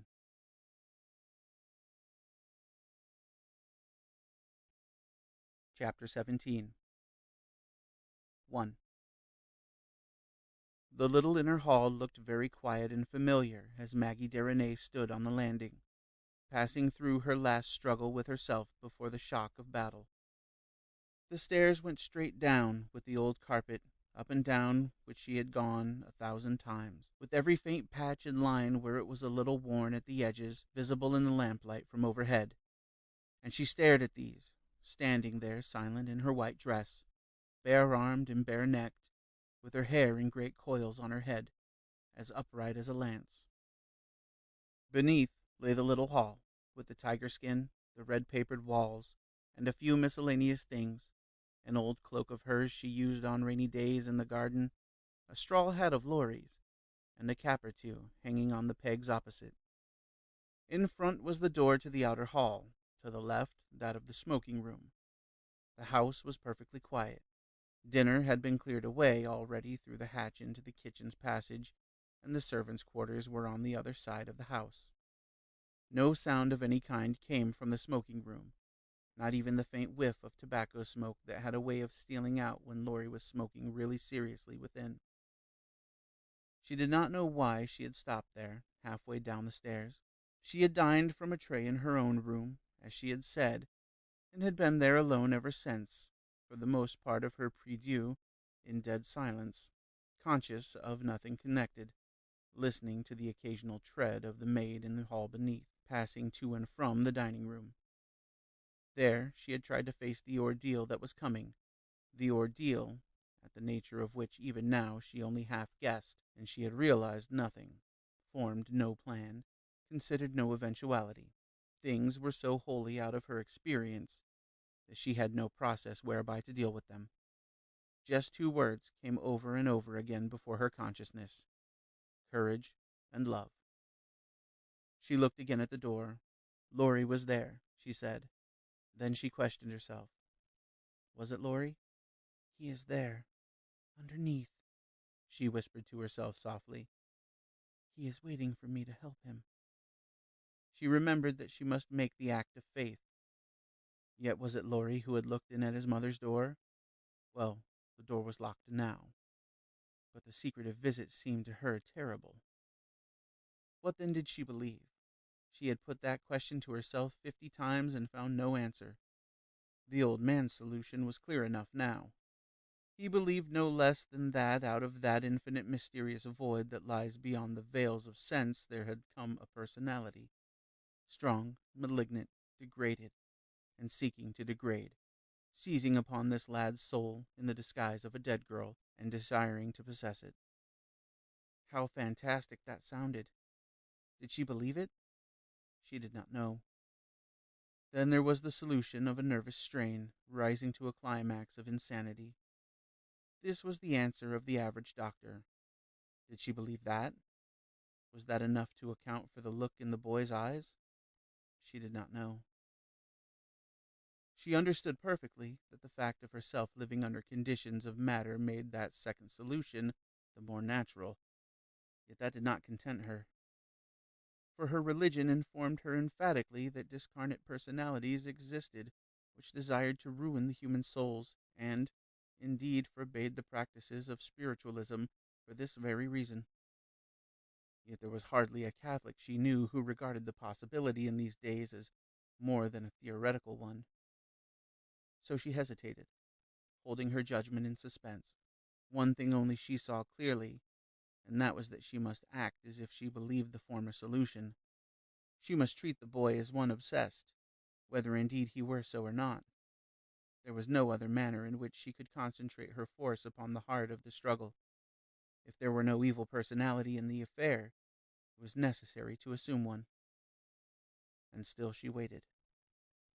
There came back to her an old childish memory.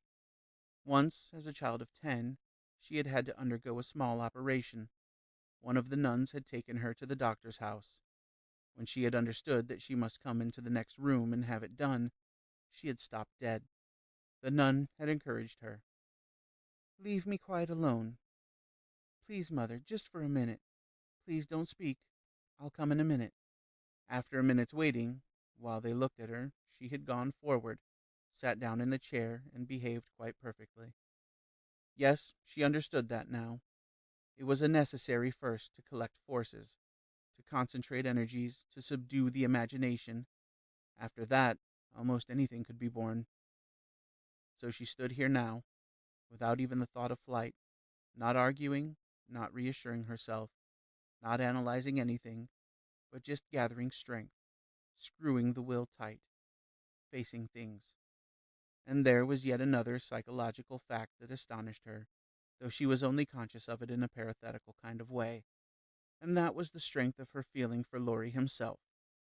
It seemed to her curious, when she considered it, how the horror of that which lay over the boy seemed, like death itself, to throw out as on a clear background the best of himself.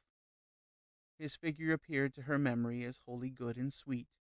The shadows on his character seemed absorbed in the darkness that lay over him, and towards this figure she experienced a sense of protective love and energy that astonished her. She desired with all her power to seize and rescue him. Then she drew a long, steady breath, thrust out her strong white hand to see if the fingers trembled, went down the stairs, and without knocking, opened the smoking room door and went straight in, closing it behind her. There was a screen to be passed round. She passed round it, and he sat there on the couch looking at her. 2. For the first instant she remained there, standing motionless. It was like a declaration of war. In one or two of her fragmentary rehearsals upstairs, she had supposed she would say something conventional to begin with, but the reality struck conventionality clean out of the realm of the possible. Her silent pause there was as significant as the crouch of a hound, and she perceived that it was recognized to be so by the other that was there. There was in him that quick, silent alertness she had expected, half defiant, half timid, as of a fierce beast that expects a blow. Then she came a step forward and sideways to a chair, sat down in it with a swift, almost menacing motion, and remained there still looking. And this is what she saw. There was the familiar background, the dark paneled wall, the engraving, and the shelf of books convenient to the hand. The fire was on her right, and the couch opposite. Upon the couch sat the figure of the boy she knew so well. He was in the same suit in which he had traveled. He had not even changed his shoes. They were splashed a little with London mud. These things she noticed in the minutes that followed, though she kept her eyes upon his face. The face itself was beyond her power of analysis. Line for line it was Laurie's features, mouth, eyes, and hair, yet its signification was not Laurie's. One that was akin looked at her from out of those windows of the soul, scrutinized her cautiously, questioningly, and suspiciously. It was the face of an enemy who waits, and she sat and looked at it. A full minute must have passed before she spoke. The face had dropped its eyes after the first long look, as if in kind of relaxation, and remained motionless, staring at the fire in a sort of dejection. Yet beneath, she perceived plainly, there was the same alert hostility, and when she spoke, the eyes rose again with a quick, furtive attentiveness. The semi-intelligent beast was soothed, but not yet reassured. "Laurie?" she said. The lips moved a little in answer, then again the face glanced down sideways at the fire. The hands dangled almost helplessly between the knees. There was an appearance of weakness about the attitude that astonished and encouraged her. It appeared as if matters were not yet consummated, yet she had a sense of nausea at the sight. "Laurie," she said again suddenly. Again the lips moved as if speaking rapidly, and the eyes looked up at her quick and suspicious. "Well?" said the mouth, and still the hands dangled. "Laurie," she said steadily, bending all her will into the words, "you're very unwell. Do you understand that?" Again the noiseless gabbling of the lips, and again a little commonplace sentence. "I am all right." His voice was unnatural, a little hoarse and quite toneless.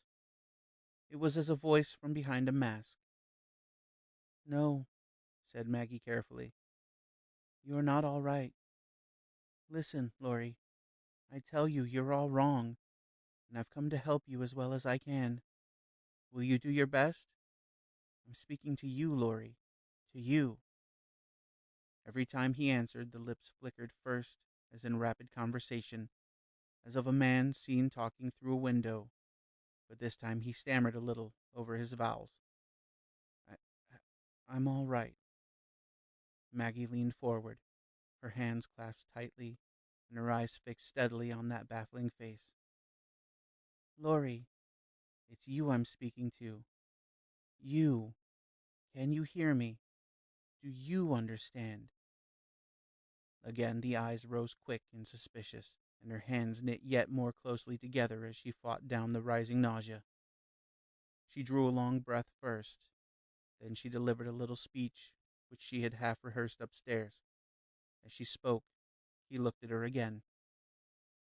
Laurie, she said, I want you to listen to me very carefully and to trust me. I know what is the matter with you, and I think you know too. You can't fight him by yourself. Just hold on as tightly as you can to me, with your mind, I mean. Do you understand? For a moment, she thought that he perceived something of what she meant. He looked at her so earnestly with those odd, questioning eyes. Then he jerked ever so slightly, as if some string had been suddenly pulled, and glanced down at the fire. I, I, I'm all right, he said. It was horrible to see that motionlessness of body. He sat there, as he had probably sat since entering the room. His eyes moved, but scarcely his head, and his hands hung down helplessly. Laurie, attend, she began again, then she broke off. Have you prayed, Laurie? Do you understand what has happened to you? You aren't really ill, at least not exactly, but again those eyes lifted, looked, and dropped again. It was piteous. For the instant the sense of nausea vanished, swallowed up in emotion. Why, he was there all the while. Laurie, dear Laurie. With one motion, swift and impetuous, she had thrown herself forward onto her knees and clasped at the hanging hands. Laurie, Laurie, she cried. You haven't prayed. You've been playing. And the machinery has caught you, but it isn't too late. Oh God, it's not too late. Pray with me. Say the Our Father. Again, slowly the eyes moved round. He had started ever so little at her rush and the seizing of his hands, and now she felt those hands moving weakly in her own, as of a sleeping child who tries to detach himself from his mother's arms. I, I, I'm all... She grasped his hands more fiercely, staring straight up into those strange, piteous eyes that revealed so little except formless commotion and uneasiness. Say the Our Father with me. Our Father. Then his hands tore back with a movement as fierce as her own, and the eyes blazed with unreal light. She still clung to his wrists, looking up, struck with a paralysis of fear at the change and the furious hostility that flamed up in the face. The lips writhed back, half snarling, half smiling. Let go! Let go! He hissed at her. What are you? The Our Father, Laurie. The Our... He wrenched himself backwards, striking her under the chin with his knee. The couch slid backwards a foot against the wall, and he was on his feet. She remained terror-stricken, shocked, looking up at the dully flushed face that glared down on her. Laurie! Laurie! Don't you understand? Say one prayer! How dare you! He whispered. How dare you! She stood up suddenly, wrenching her will back to self-command. Her breath still came quick and panting, and she waited until once more she breathed naturally. And all the while he stood looking down at her with eyes of extraordinary malevolence. Well, will you sit quietly and listen? She said. Will you do that? Still he stared at her with lips closed, breathing rapidly through his nostrils. With a sudden movement, she turned and went to her chair and sat down and waited. He still watched her, then, with his eyes on her, with movements as of a man in the act of self-defense, wheeled out the sofa to its place and sat down. She waited till the tension of his figure seemed to relax again, till the quick glances at her from beneath drooping eyelids ceased, and once more he settled down with dangling hands to look at the fire. Then she began again, quietly and decisively. Your mother isn't well, she said. No, just listen quietly. What is going to happen tomorrow? I'm speaking to you, Laurie. To you. Do you understand? I'm all right, he said dully. She disregarded it. I want to help you, Laurie, You know that, don't you? I'm Maggie Derenay. You remember? Yes, Maggie Derenay, said the boy standing at the fire. Yes, I'm Maggie. You trust me, don't you, Laurie? You can believe what I say. Well, I want you to fight too. You and I together. Will you let me do what I can? Again the eyes rose with that odd, questioning look. Maggie thought she perceived something else there, too. She gathered her forces quietly in silence an instant or two, feeling her heart quicken like the pulse of a moving engine. Then she sprang to her feet. Listen, then. In the name of Jesus of Nazareth. He recoiled violently with a movement so fierce that the words died on her lips. For one moment she thought he was going to spring, and again he was on his feet, snarling. There was silence for an interminable instant, then a stream of words, scorching and ferocious, snarled at her like the furious growling of a dog, a string of blasphemies and filth. Just so much she understood, yet she held her ground, unable to speak, conscious of the torrent of language that swirled against her from that suffused face opposite, yet not understanding a tenth part of what she heard. In the name of... On the instant the words ceased, but so overpowering was the venom and malice in the silence that followed that again she was silent, perceiving that utmost she could do was to hold her ground. So the two stood. If the words were horrible to hear, the silence was more horrible 1,000 times. It was as when a man faces the suddenly opened door of a furnace and sees the white cavern within. He was the first to speak. "You had better take care," he said. 3. She scarcely knew how it was that she found herself again in her chair with the figure seated opposite. It seemed that the direct assault was useless, and indeed she was no longer capable of making it. The nausea had returned, and with it a sensation of weakness. Her knees still were lax and useless, and her hand, as she turned it on the chair arm, shook violently. Yet she had a curious sense of irresponsibility. There was no longer any terror, nothing but an overpowering weakness of reaction. She sat back in silence for some minutes, looking now at the fire too, now at the figure opposite, noticing, however, that the helplessness seemed gone. His hands dangled no longer. He sat upright, his hands clasped, yet with a curious look of stiffness and unnaturalness. Once more she began deliberately to attempt to gather her forces, but the will, it appeared, had lost its nervous grasp of the faculties. It had no longer that quick grip and command with which she had begun. Passivity rather than activity seemed her strength. Then suddenly, and, as it appeared, inevitably, without movement or sound, she began internally to pray, closing her eyes, careless and indeed unfearing. It seemed her one hope, and behind the steady movement of her will, sufficient at least to elicit acts of petition, her intellect observed 1,000 images and thoughts. She perceived the silence of the house and of the breathless spring night outside. She considered Mr. Cathcart in the inn across the road, Mrs. Baxter upstairs. She contemplated the future as it would be on the morrow, Easter Day, was it not? The past, and scarcely at all the present. She relinquished all plans, all intentions and hopes. She leaned simply upon the supernatural like a tired child, and looked at pictures. In the remembering it all afterwards, she recalled to herself the fact that this process of prayer seemed strangely tranquil, that there had been in her consciousness of rest and recuperation as marked as that which a traveler feels who turns into a lighted house from a stormy night. The presence of that other in this room was not even an interruption. The nervous force that the other had generated just now seemed harmless and ineffective. For a time, at least, that was so. But there came a moment when it appeared as if her almost mechanical and rhythmical action of internal effort began to grip something. It was as when an engine, after running free, clenches itself upon some wheel or cog. The moment she was aware of this, she opened her eyes and saw that the other was looking straight at her, intently and questioningly, and in that moment she perceived for the first time that her conflict lay not externally, as she had thought, but in some interior region of which she was wholly ignorant. It was not by word or action, but by something else which she had only half understood that she was to struggle. She closed her eyes again with quite a new kind of determination.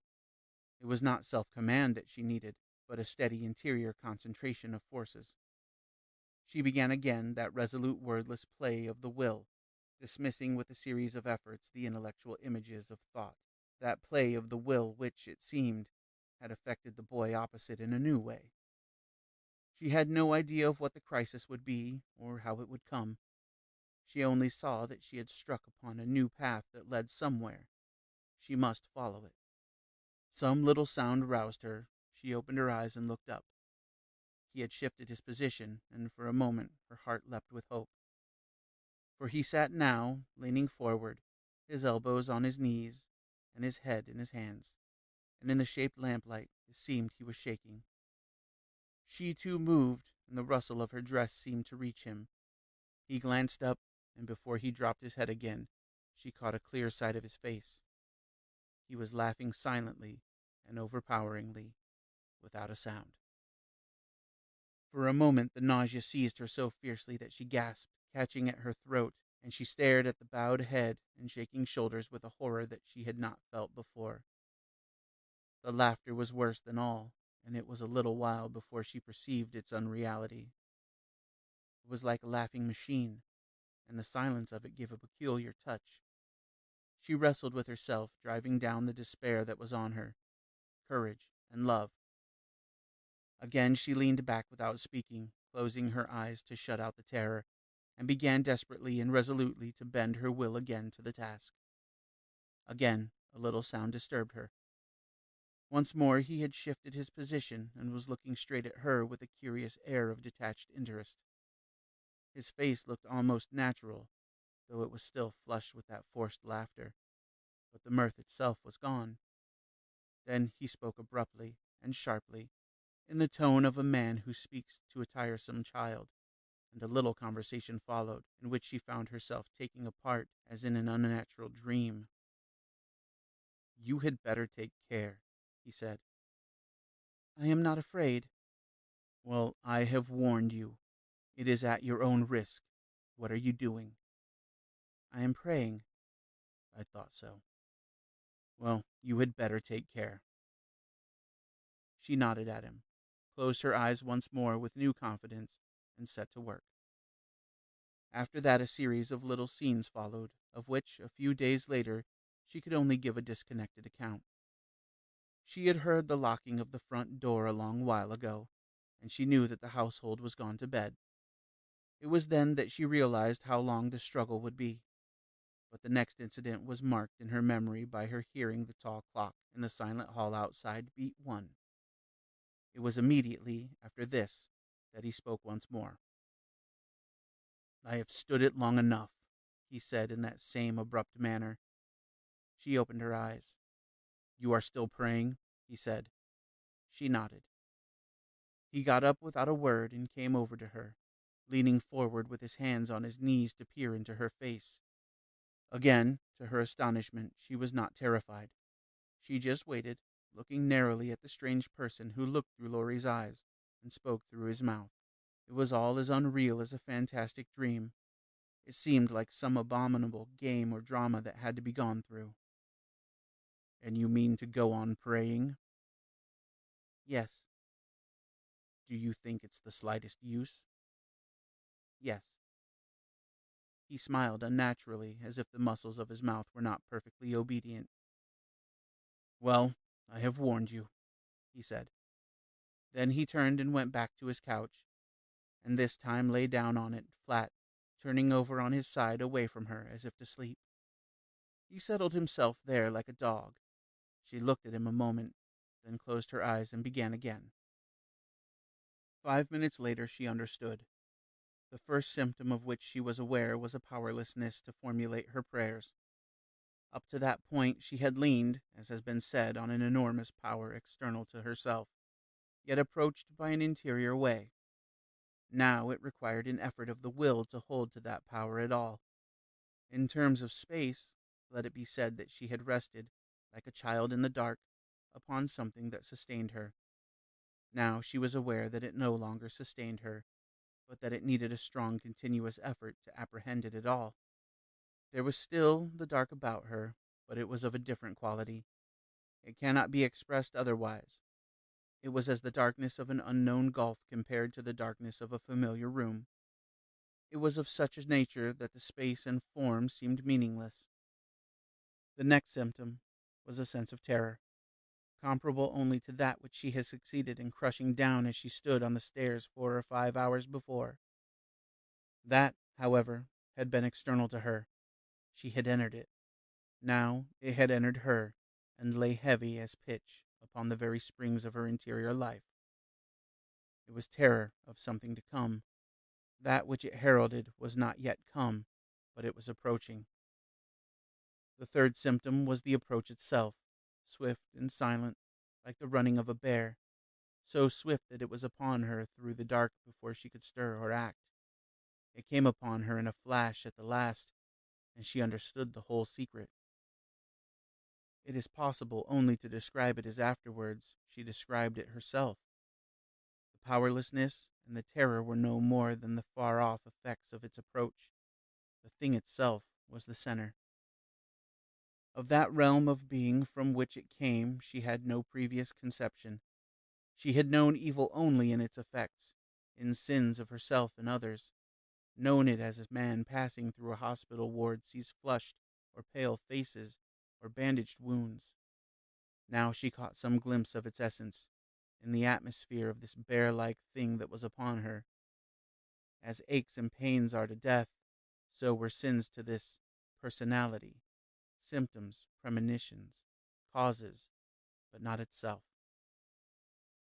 And she was aware that the thing had come from a spiritual distance so unthinkable and immeasurable that the very word distance meant little. Of the presence itself and its mode she could use nothing better than the metaphors. But those to whom she spoke were given to understand that it was not this or that faculty of her being that, so to speak, pushed against it, but that her entire being was saturated so entirely that it was but just possible to distinguish her innermost self from it. The understanding no longer moved, the emotions no longer rebelled, memory simply ceased. Yet, through the worst, there remained one minute, infinitesimally small spark of identity that maintained, I am I, and I am not that. There was no analysis or consideration, scarcely even a sense of disgust. In fact, for a while there was a period when to that tiny spot of identity it appeared that it would be an incalculable relief to cease from striving, and to let self itself be merged in that personality so amazingly strong and compelling that had precipitated itself upon the rest. Relief? Certainly. For though emotion, as most men know it, was crushed out, that emotion stirred by human love or hatred, there remained an instant which strove, which, by one long continuous tension, maintained itself in being. For the malignity of this thing was overwhelming. It was not mere pressure, it had a character of its own for which the girl afterwards had no words. She could only say that, so far from being negation, or emptiness, or non-being, it had an air, hot as flame, black as pitch, and hard as iron. That then was the situation for a time, which she could only afterwards reckon by guesswork. There was no development or movement, no measurable incidents. There was but the state that remained poised, below all those comparatively superficial faculties with which men in general carry on their affairs. That state in which two personalities faced one another, welded together in a grip that lay on the very brink of fusion. End of chapter 17.